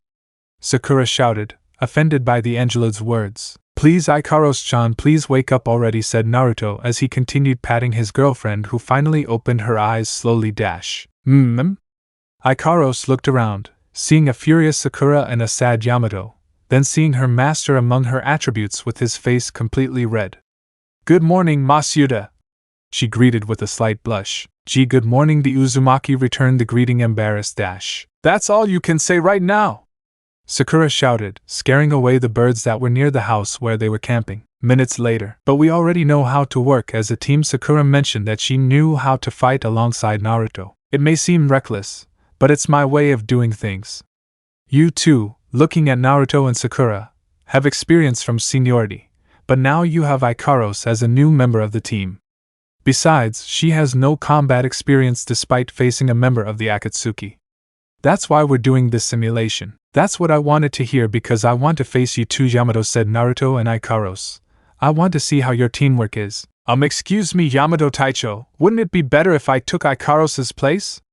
She's just starting out as a kunoichi, Sakura asked, feeling somewhat abandoned in the simulation. Not to leave you out of the simulation, but I'm curious to see what Ikaros is capable of on the battlefield, Yamato replied. So Sakura snorted, and I knew she would step aside for the battle to begin.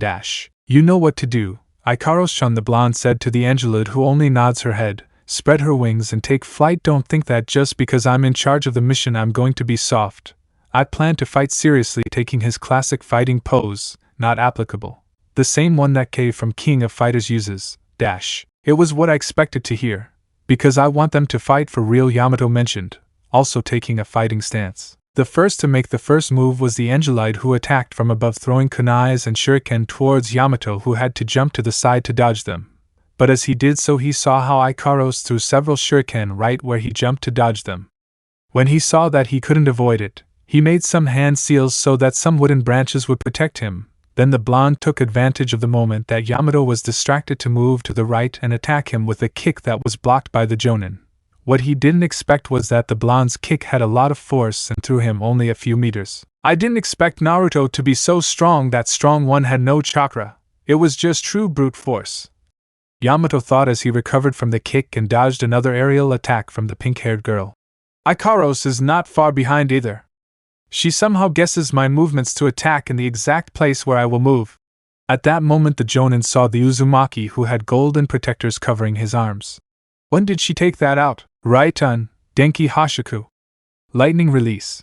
Electric Predator. Naruto hit the ground with his open palm to release an electric charge that moved like a snake to wrap and capture Yamato. It's over, declared the blonde, seeing that his jutsu stopped the Jonin. Incredible, said the pink-haired girl, watching how her two teammates easily defeated Yamato. I know this isn't the first time I've seen Naruto fight, but how much has he improved in these 3 years?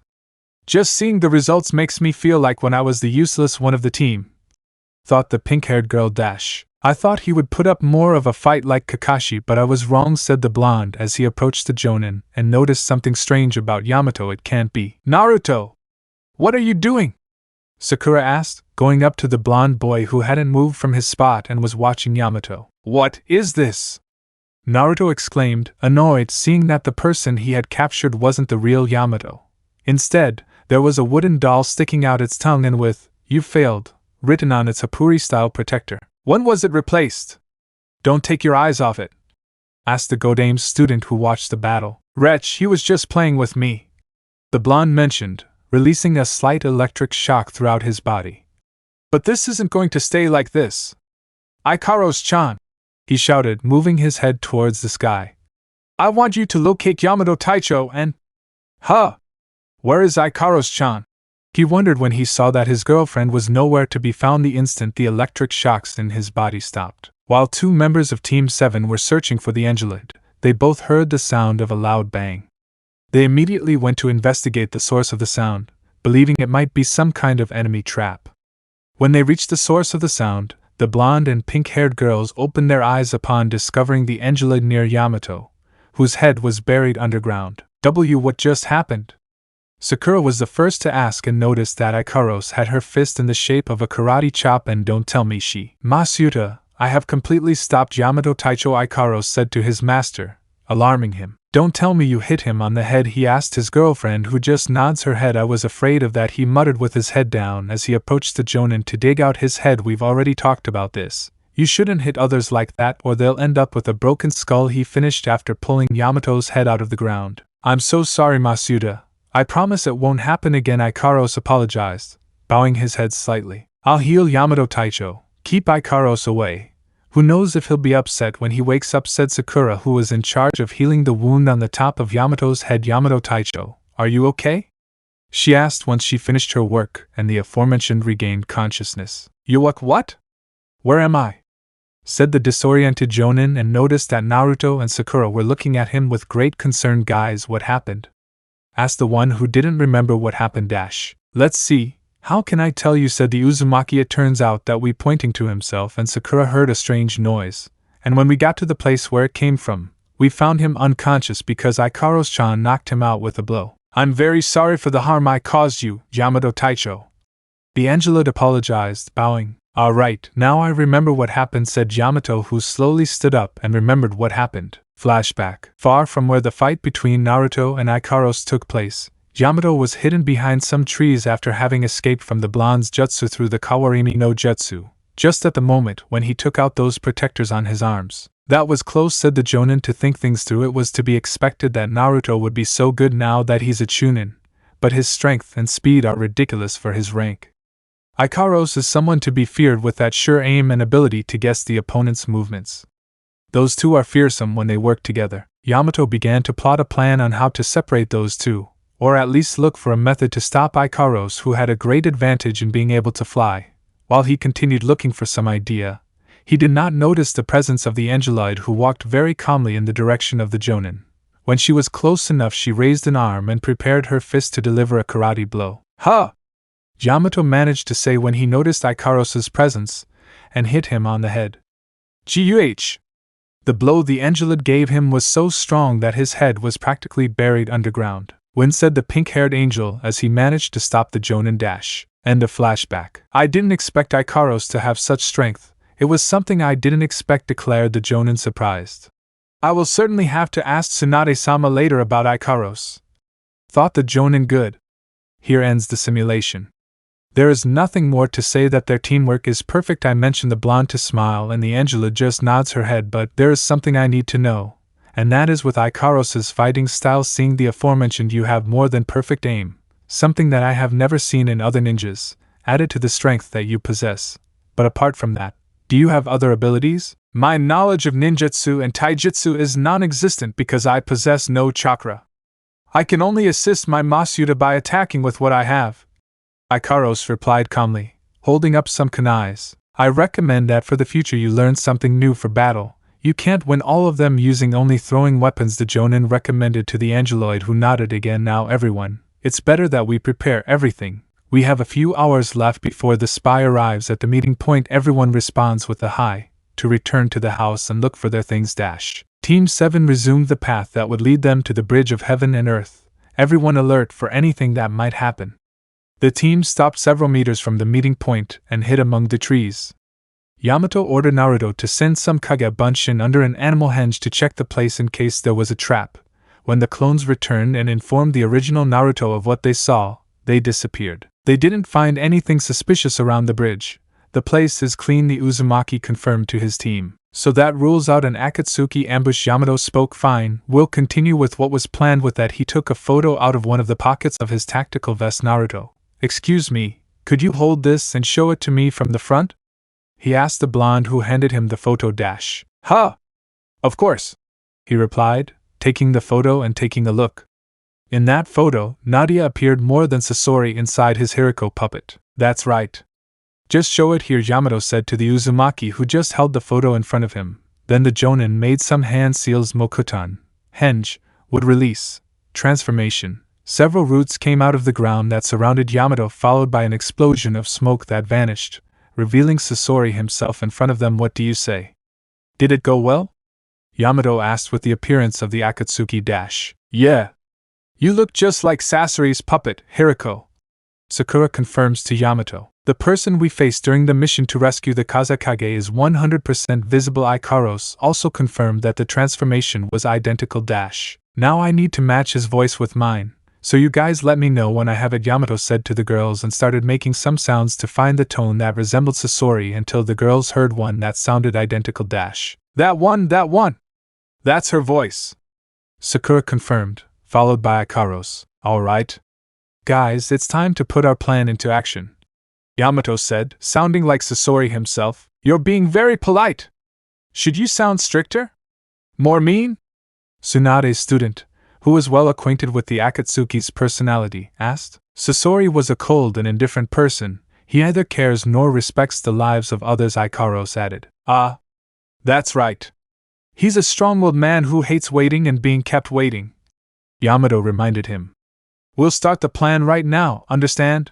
He said with Sasori's same personality. Now he does look like that guy, Naruto stated in front of Yamato's perfect performance. Our enemy will also be on the alert. We will act separately, the Jonin reminded the team, but the key is teamwork. So don't start until I give the signal. Everyone nods to separate and take position in the places where they would wait. Yamato, disguised as Sasori, headed toward the bridge of heaven and earth to wait for the spy to arrive, while in the distance the members of Team 7 moved discreetly toward the spot.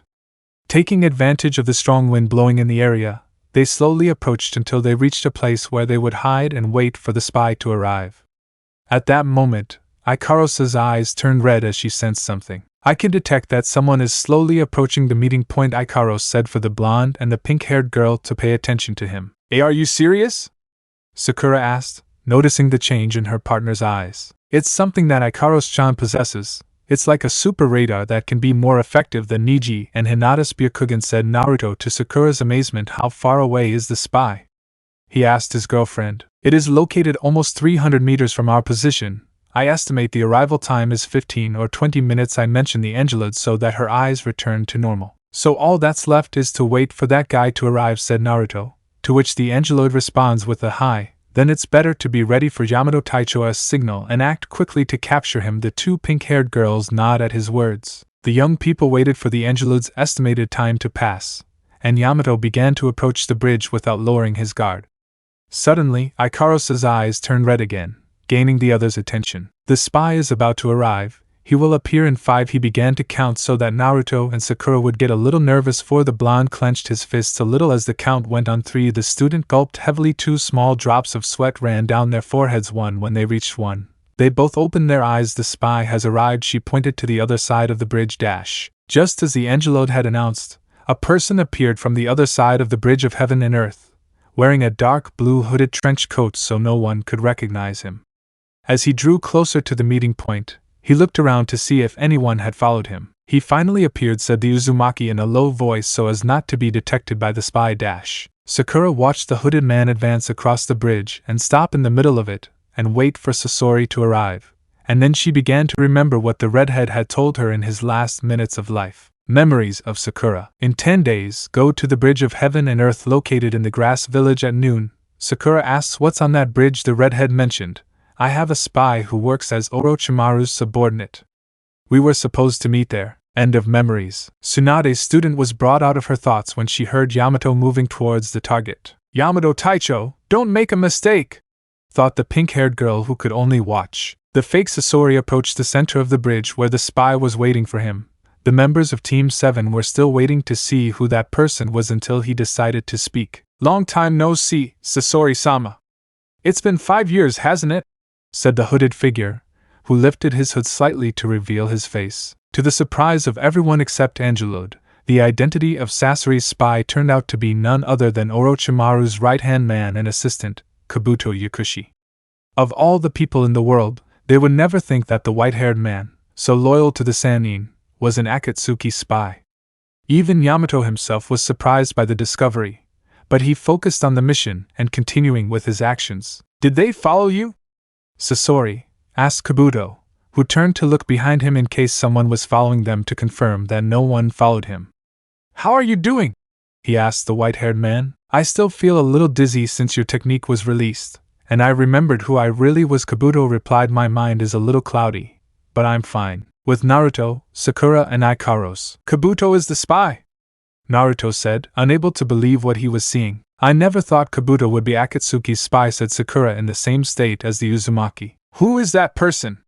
Ikaros asked, prompting Sakura to tell him it was one of the men working for Orochimaru. So, he must know the whereabouts of the person we're looking for? It seems so, but something isn't right. Why would Kabuto betray Orochimaru?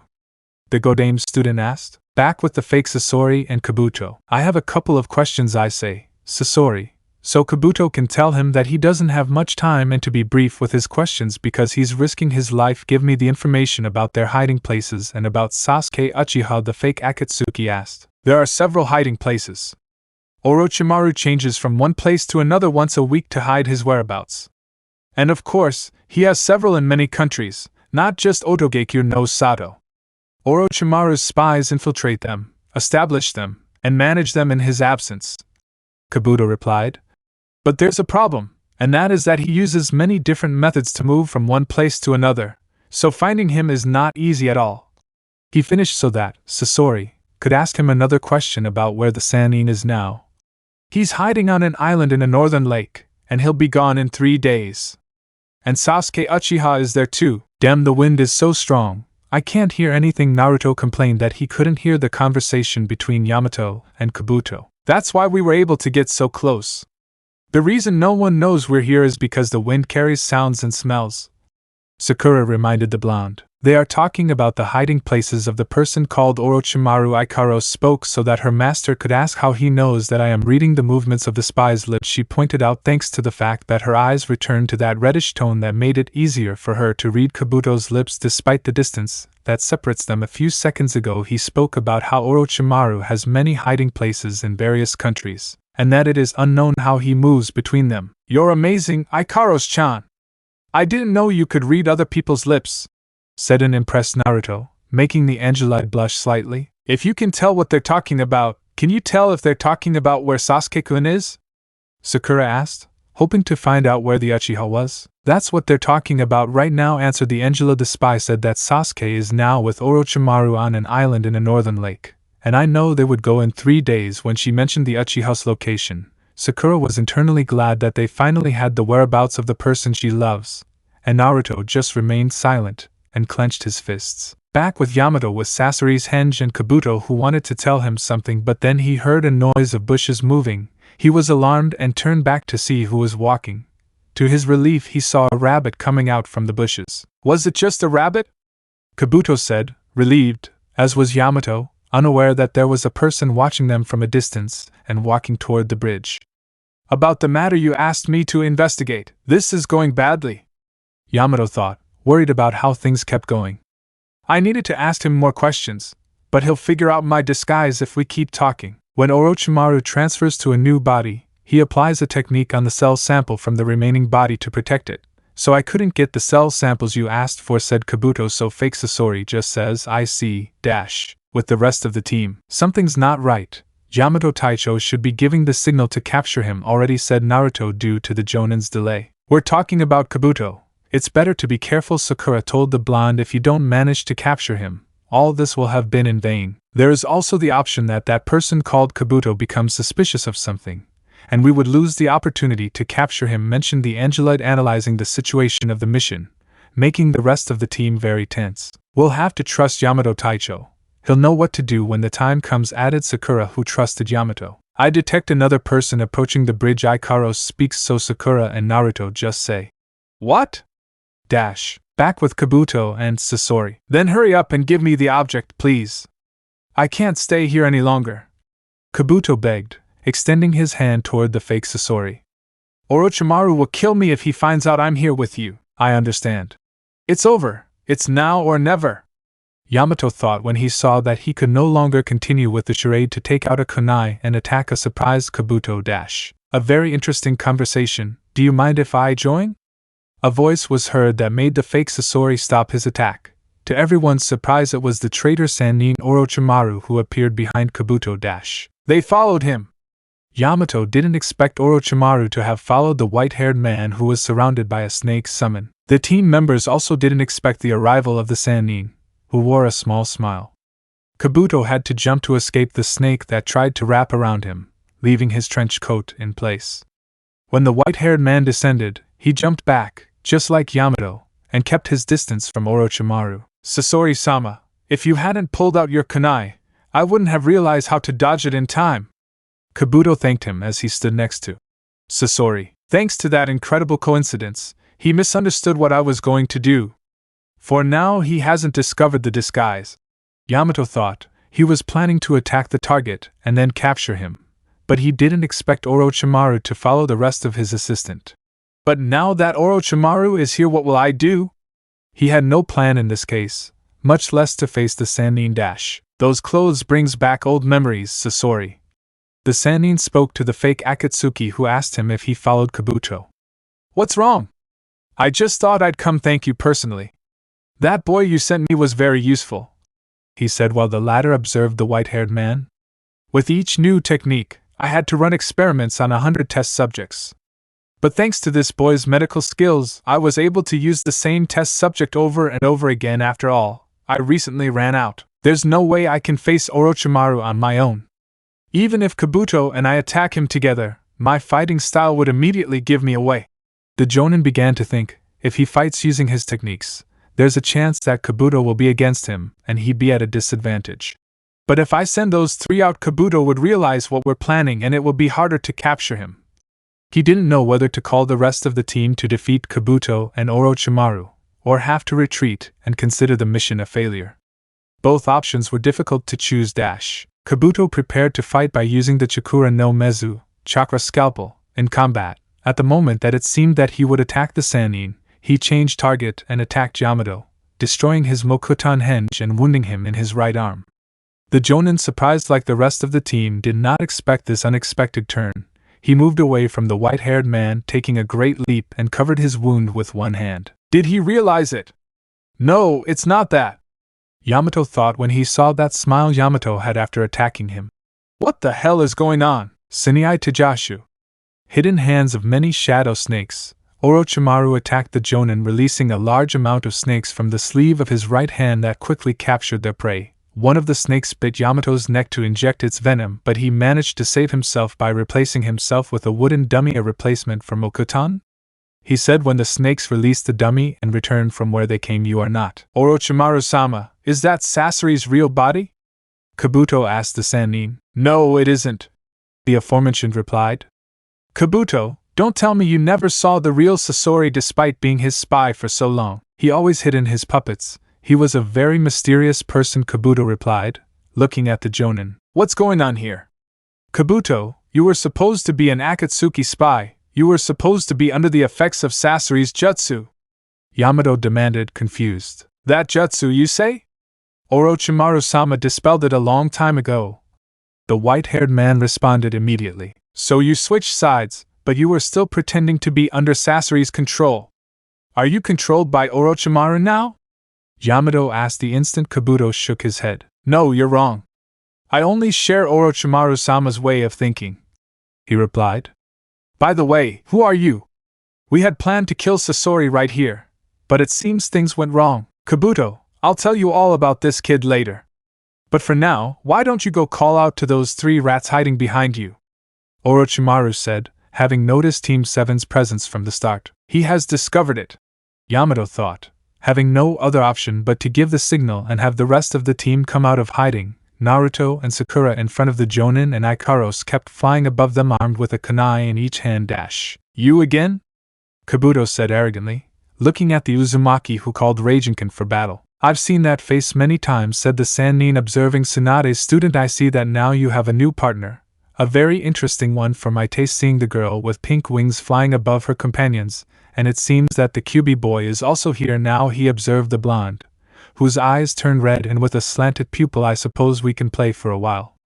We'll see if you've become more than Sasuke-kun. You don't know what's waiting for you, freak, thought the blonde, surrounded by electric shocks. The situation in the mission has turned out as the members of Team 7 least expected. Now a cruel and hard battle is approaching on the bridge of heaven and earth, a battle that they did not expect against Kabuto and Orochimaru. Chapter 18. The time to fight has come.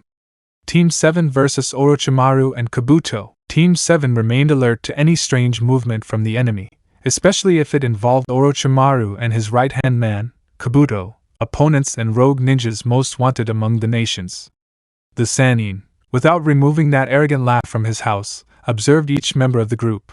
He already knew Yamato, but his attention focused on that girl in white clothes who flew without problems with those wings she possessed. Interesting replacement they've got. She must surely keep many secrets, said Orochimaru, who continued to observe Ikaros as if she were something very valuable, something that Naruto didn't like. You better take your sick hands off her and answer for once. Where's Sasuke? The blonde ordered, trying to calm his growing rage. We can't just give it back, Naruto-kun, Kabuto said, adjusting his glasses. Do you still not understand? Sasuke-kun came to us of his own free will. You've become too attached. Be a real man and leave it in the past. His words further provoked the blonde, who began to expel the Kyuubi's chakra, alarming the rest of the team. Masuda, said Ikaros, looking at his master with concern. Shut up, Four Eyes! I'm tired of your attitude! Sakura shouted, tired of the things Orochimaru's assistant said. You don't need to defend me, Haruno. This is between him and me, said the blonde so that his partner wouldn't interfere. Let me tell you something, Kabuto. Shikamaru and I know that Sasuke wasn't kidnapped by those guys they sent. One of them revealed to us that he went on his own to become stronger. Sakura was surprised by what she heard. Sasuke-kun left on his own? He was never controlled by Orochimaru's curse seal. The Godame student thought, stunned. For a long time, she believed that the curse seal brainwashed her. Why, Naruto? Because you and Shikamaru didn't tell me. Don't make me repeat the question. Where is Sasuke? The blonde asked Kabuto again while clenching his fists. If you're so interested in knowing where Sasuke-kun is, you'll have to get him out of me by force. If you can, of course, Orochimaru said, wanting to provoke the blonde further and unleash the Kyuubi's power. Orochimaru and Kabuto's mental game of provoking the Uzumaki worked perfectly. The fox's 4 tails had fully manifested and were moving so violently that the members of Team 7 moved away so as not to get hurt. The Sannin couldn't stop smiling seeing Naruto's anger along with those reddish eyes. It was a clear sign that he would lose control at any moment. This is out of control. I have to stop it, and as soon as it gets out of control, Yamato thought, watching how the Kyuubi's chakra was advancing until it formed the 5th tail.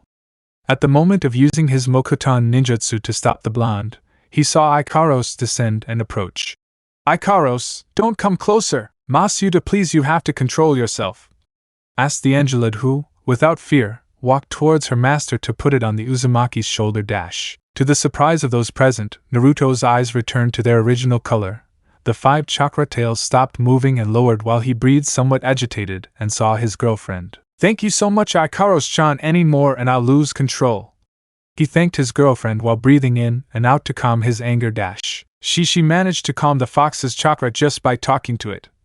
Yamato couldn't believe that the Angeloid was capable of doing that without any kind of jutsu. It seems Jiraiya-sama was absolutely right. Ikaros is essential to stop the Kyuubi's chakra. It seems that girl has her own tricks, said Kabuto, who was surprised at how he was able to calm Naruto. Interesting teammate Naruto-kun. It's clear that in Konoha he completely forgot about your old teammate. He continued speaking to provoke the blonde again, but he only stared at him. You better shut up, Four Eyes, or I'll have to shut you up, he warned Kabuto, who wasn't intimidating at all. I don't understand why you insist on bringing Sasuke-kun back. Tell me, are you doing it because he's your friend? Why are you partners? Kabuto continued with his plan, and to his surprise, like everyone else's, the Kyuubi's chakra disappeared from the blonde's body. Shut up or I'll send you flying, Naruto warned Kabuto for the second time, who laughed when he saw that his plan worked and continued with it. I'll never understand what motivates you to search for Sasuke. Kabuto didn't continue because he was unexpectedly interrupted. What happened is that at that moment the Uzumaki's body was wrapped in a layer of yellow lightning release chakra and moving at a speed that none of the witnesses except Ikaros were able to see as he hit Kabuto with a powerful elbow to the chest. The force of the blow, added to the blonde's speed, was enough to send Orochimaru's assistant far away from the bridge that was shaking from the momentum he took to attack. Kabuto practically flew away from the bridge and crashed into many trees that were in his way to crash into some rocks that knocked him out of the fight. All this in a matter of seconds. Yamato and Sakura were speechless about what happened. Even Orochimaru himself, who remained serious the whole time, was surprised. You don't know how many times I've wanted to pay him back for all the times that Four Eyes has tried to kill me, said Naruto, who felt better while he maintained the position in which he hit Kabuto with his elbow. He defeated him in one blow. Yamato did not expect such a surprise and how the Uzumaki could so easily defeat Orochimaru's right-hand man. That technique is the same one I used when we went to rescue the Kazekage, mentioned Sakura, remembering that same jutsu on the mission they carried out. So the information from my spies was true. You were training for a year in Kumogakure no Sato, said Orochimaru, who was watching Naruto surrounded by right-un chakra.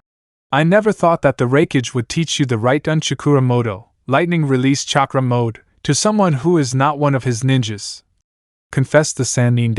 What can I say, that old man is a first-class grump, the blonde told him, sighing and lowering his shoulders. Several times he tried to kill me when my sensei got too close to me. But in the end he trained me personally so I could learn his jutsu after gaining his trust. He finished telling to take his typical fighting pose. A while ago you told me that I had become stronger than Sasuke. Right now I will show you what I learned these last 3 years. Naruto! Don't you dare face Orochimaru alone, he just wants you to fall into his trap, Yamato warned the blonde. I'm sorry, Yamato Taicho, but for the first time I'll have to disobey you. Besides, I have Ikaros-chan protecting me from behind, the blonde replied as he disobeyed the team leader as the angeloid flew behind her master and helped him in combat. Don't do anything crazy, Naruto. It's very risky for you to fight with that crazy person, Sakura shouted, not letting the blonde and only original member of Team 7, but he ignored her like he did Yamato. I would like to test how strong my Sasuke-kun has become by measuring his strength against Naruto-kun, said the Sannin, who wanted to see how much the Uchiha has improved so he could possess him as his next body. The Uzumaki, completely ignoring the warnings of his companions, moved at great speed, standing in front of his opponent to give him a spinning kick with a jump that hit him full in the face and knocked him far from the meeting point. The moment the traitor Sannin moved away, Naruto ran and followed him so as not to lose sight of him, leaving Yamato and Sakura behind. The Sannin moved away from the bridge of heaven and earth, and just like his assistant, he crashed into the trees that crossed the path until he felt something grab one of his ankles. That something was Naruto, who caught up with him thanks to his increased speed. Then he began to whip him like a rag doll against the ground and throw him into the sky. To top it off, the Uzumaki jumped as high as he could to plummet with his fist forward, surrounded by large amounts of right-un chakra. Orochimaru was unable to dodge the blow that hit him in the stomach and received a great shock that caused him to scream as he was electrocuted and trapped inside a dome of electricity. With Yamato and Sakura, that baka, when I find him I'll give him what he deserves for leaving us behind, exclaimed a furious Sakura, who jumped between the trees. She and Yamato followed Ikaros, who flew ahead of them. Ikaros! Tell us where that idiot is! She shouted to the Angela. We are very close. Masuda is less than 5 kilometers from our position. replied Ikaros, who had his eyes red to locate his Masuta. We have to catch him soon. We don't know what Orochimaru would do, Yamato said as he accelerated to catch up with the blonde. But I'm more worried that Naruto could be influenced by the Kyuubi if the fight continues. That's not going to happen, Ikaros interrupted the team's Jonin. Masuta knows what she's doing when she fights. Her teacher taught her that she must keep her mind clear at all times while fighting her opponent. This comment surprised the rest of the team, who were wondering who that teacher was. Suddenly something caught the attention of the three when they heard a loud noise coming from the sky. When they looked up, they saw a very bright yellow sphere floating. From inside it came a black figure that crashed at high speed into the ground, leaving a great mess in the forest. What the hell was that?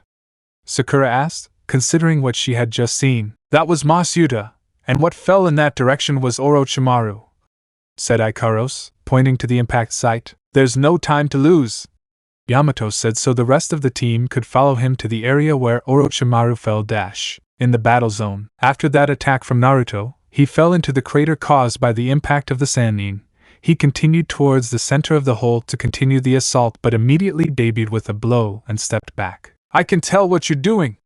You almost had him ready to finish him off, the Kyuubi claimed, seeing the blonde's action. I couldn't help it. I just remembered Jiraiya-sensei's warning to be careful if I ever face Orochimaru, the blonde replied, remembering that warning from the Gamma Sannin, that no matter what happens, never be careless about anything because Orochimaru was very clever at attacking by surprise. You should have used my power from the beginning of the fight. You would have finished that snake faster, mentioned the Kyuubi. You had victory assured, but no! You preferred to use that stupid technique of the guy who tried to kill your daughter several times, finished the fox, who crossed his arms. Why do you have to remind me of that day? All because Kira-sensei wouldn't leave my side, Naruto sighed. So many problems he went through in Kumo, all because of his loving teacher. Surprising, Orochimaru's voice was heard slowly coming out of the center of the hole, very injured and with several parts of his clothes with cuts and tears, and his left arm missing. I see that the result of your training with Jiraiya and the Reikage was of some use. Then he leaned down a little to start making strange sounds similar to gargling. What the hell is he thinking of doing? Said the blonde, getting defensive. Then he saw something that almost turned his stomach. Oh mom. He saw how the Sannin raised his head and another Orochimaru came out of his mouth who had nothing. He had even recovered the arm he lost. What the hell was that? How did another weirdo come out of his mouth? You said, more alarmed and disgusted. Like any snake, he sheds a new skin, only in this case, he sheds a new body. And in doing so, all the damage you caused him along with his wounds healed completely. He even got back the arm he lost, said the fox, analyzing what the traitorous Sannin just did. But I'll give you a point in his favor, that was disgusting. Even the Biju himself felt disgusted seeing Orochimaru covered in slime. But I must inform you that your efforts were useless. After all, you are still inferior to Sasuke-kun, the traitorous Sannin decreed. Inferior? The blonde murmured with a slight twitch in one of his eyes. You called me inferior and you compare me to that idiot Sasuke, huh? He said again as his gaze darkened, his eyes turned pale, and a throbbing vein appeared on his left cheek. I changed my mind, Kyuubi. I need your power right now. Use whatever you want. You better finish off that snake once and for all, said the Kyuubi with bloodlust. Naruto's body stopped emanating right-on chakra to release the four tails of the fox's chakra. This boy, he never ceases to amaze me, said Orochimaru, seeing the blonde using the Kyuubi's chakra. Maybe you have a small chance of reaching Sasuke-kun after all. Again his words caused the blonde to have another throbbing vein appear but on his forehead. I'm sick of you comparing me to that idiot. Now I'll show you the difference between Sasuke and me, shouted the blonde, who was now more than pissed off. Orochimaru left his former body to begin his counterattack by releasing from his mouth a torrent of countless snakes that headed towards Naruto. To his surprise, he saw that the number of snakes increased until they reached a number and more when they all opened their snouts from which blades came out. The snakes began to pile up one on top of the other, making them take the form of a wall that leaves their object with no escape. Then they opened their mouths to release what appeared to be the blade of a sword.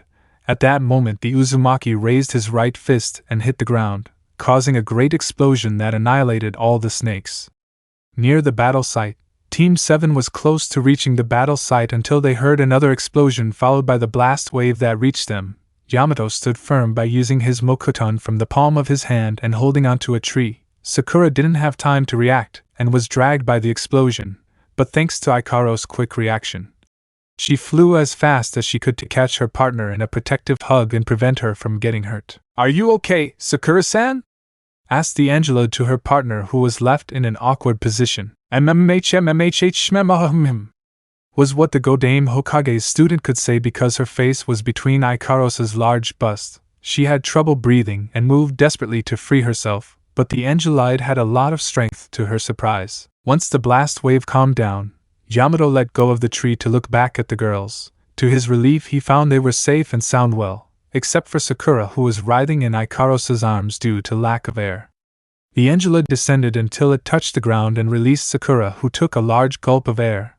The Jonin also went down to make sure the girls hadn't taken any damage. "Girls, are you okay?" he asked, so Ikaros could answer. "We're fine. I was able to protect Sakura-san during the explosion," she mentioned as Sakura fell to her knees and began to cry excessively. "I almost drowned because of a pair of big breasts." The dangerous one whimpered due to the bitter experience she went through, causing Yamato to fall on his back and Ikaros to just tilt her head. "Well, I think I'll take that as an I'm fine from you," said the Jonin, recovering and then turning around and looking where the explosion came from. "Something tells me that Naruto and Orochimaru's fight is getting out of control. We must continue and give support to Naruto before things get out of control." As the Angelid said that, she felt that her master was in danger if she didn't help him dash. "Masuda, I must go to her aid," she said as she spread her wings and flew at high speed, leaving Sakura and Yamato behind. Dash. "Stop, Ikaros!" the Jonin ordered, but it was too late because the aforementioned had already left. "First it was Naruto, and now she disobeys me. There's no time to waste." With that, they continued advancing to reach the two members of the team. Back to battle. By getting rid of all the snakes, the blonde stopped using the Kyuubi's chakra to use the right Unchakura Moto and gain more speed advantage. The traitor Sannin saw what he was plotting and released more snakes from his sleeve with the intention of stopping him, but his prey evaded them all, and some were cut by the blades of those golden protectors that he wore on both arms. Being close enough to his target, the Uzumaki cancelled his technique to use the Kyuubi's chakra and increased the strength of his attacks with a quick round of punches and kicks against his opponent who could not defend himself. N/A, like Dragon Ball Z style, and finished with a head, but that took several meters away. After that attack that should have left the enemy out, Naruto began to tire from the effort of using a jutsu that consumes a lot of his chakra, using the Kyuubi's chakra and using the right Unchakura Moto again. "Damn, this guy is really tough to beat," said Naruto, placing his hands on his knees and letting out a tired sigh. "How did Jiraiya-sensei and Kaisen manage to beat him that time? It seems like he doesn't die with anything," he mentioned, seeing Orochimaru lying on the ground. "Because they are Sannin, they are just as strong as a Kage, maybe more if they fight seriously," Kyuubi spoke. "But at least you gave him a great beating from which he wouldn't get up, but you exhausted yourself in the process. Look how using your future father-in-law's jutsu and my chakra in battle was exhausting." "You're right, but it was enough. Hey, what the hell did you mean by future father-in-law?" The blonde, who didn't understand that part, complained. "You better concentrate because the battle isn't over yet," mentioned the fox, watching as the Sannin, who had difficulty standing up.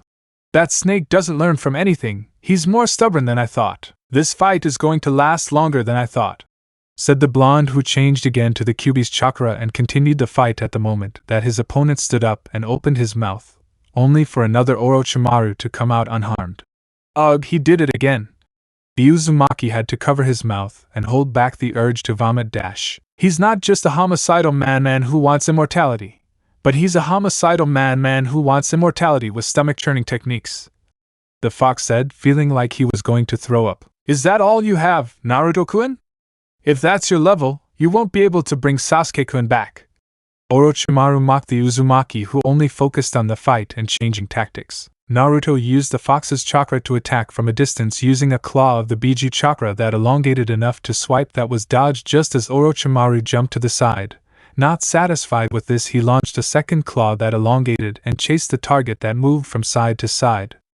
The traitorous Sannin got tired of playing prey and transformed his left arm into a snake that surrounded one of the Jinchuriki's chakra claws.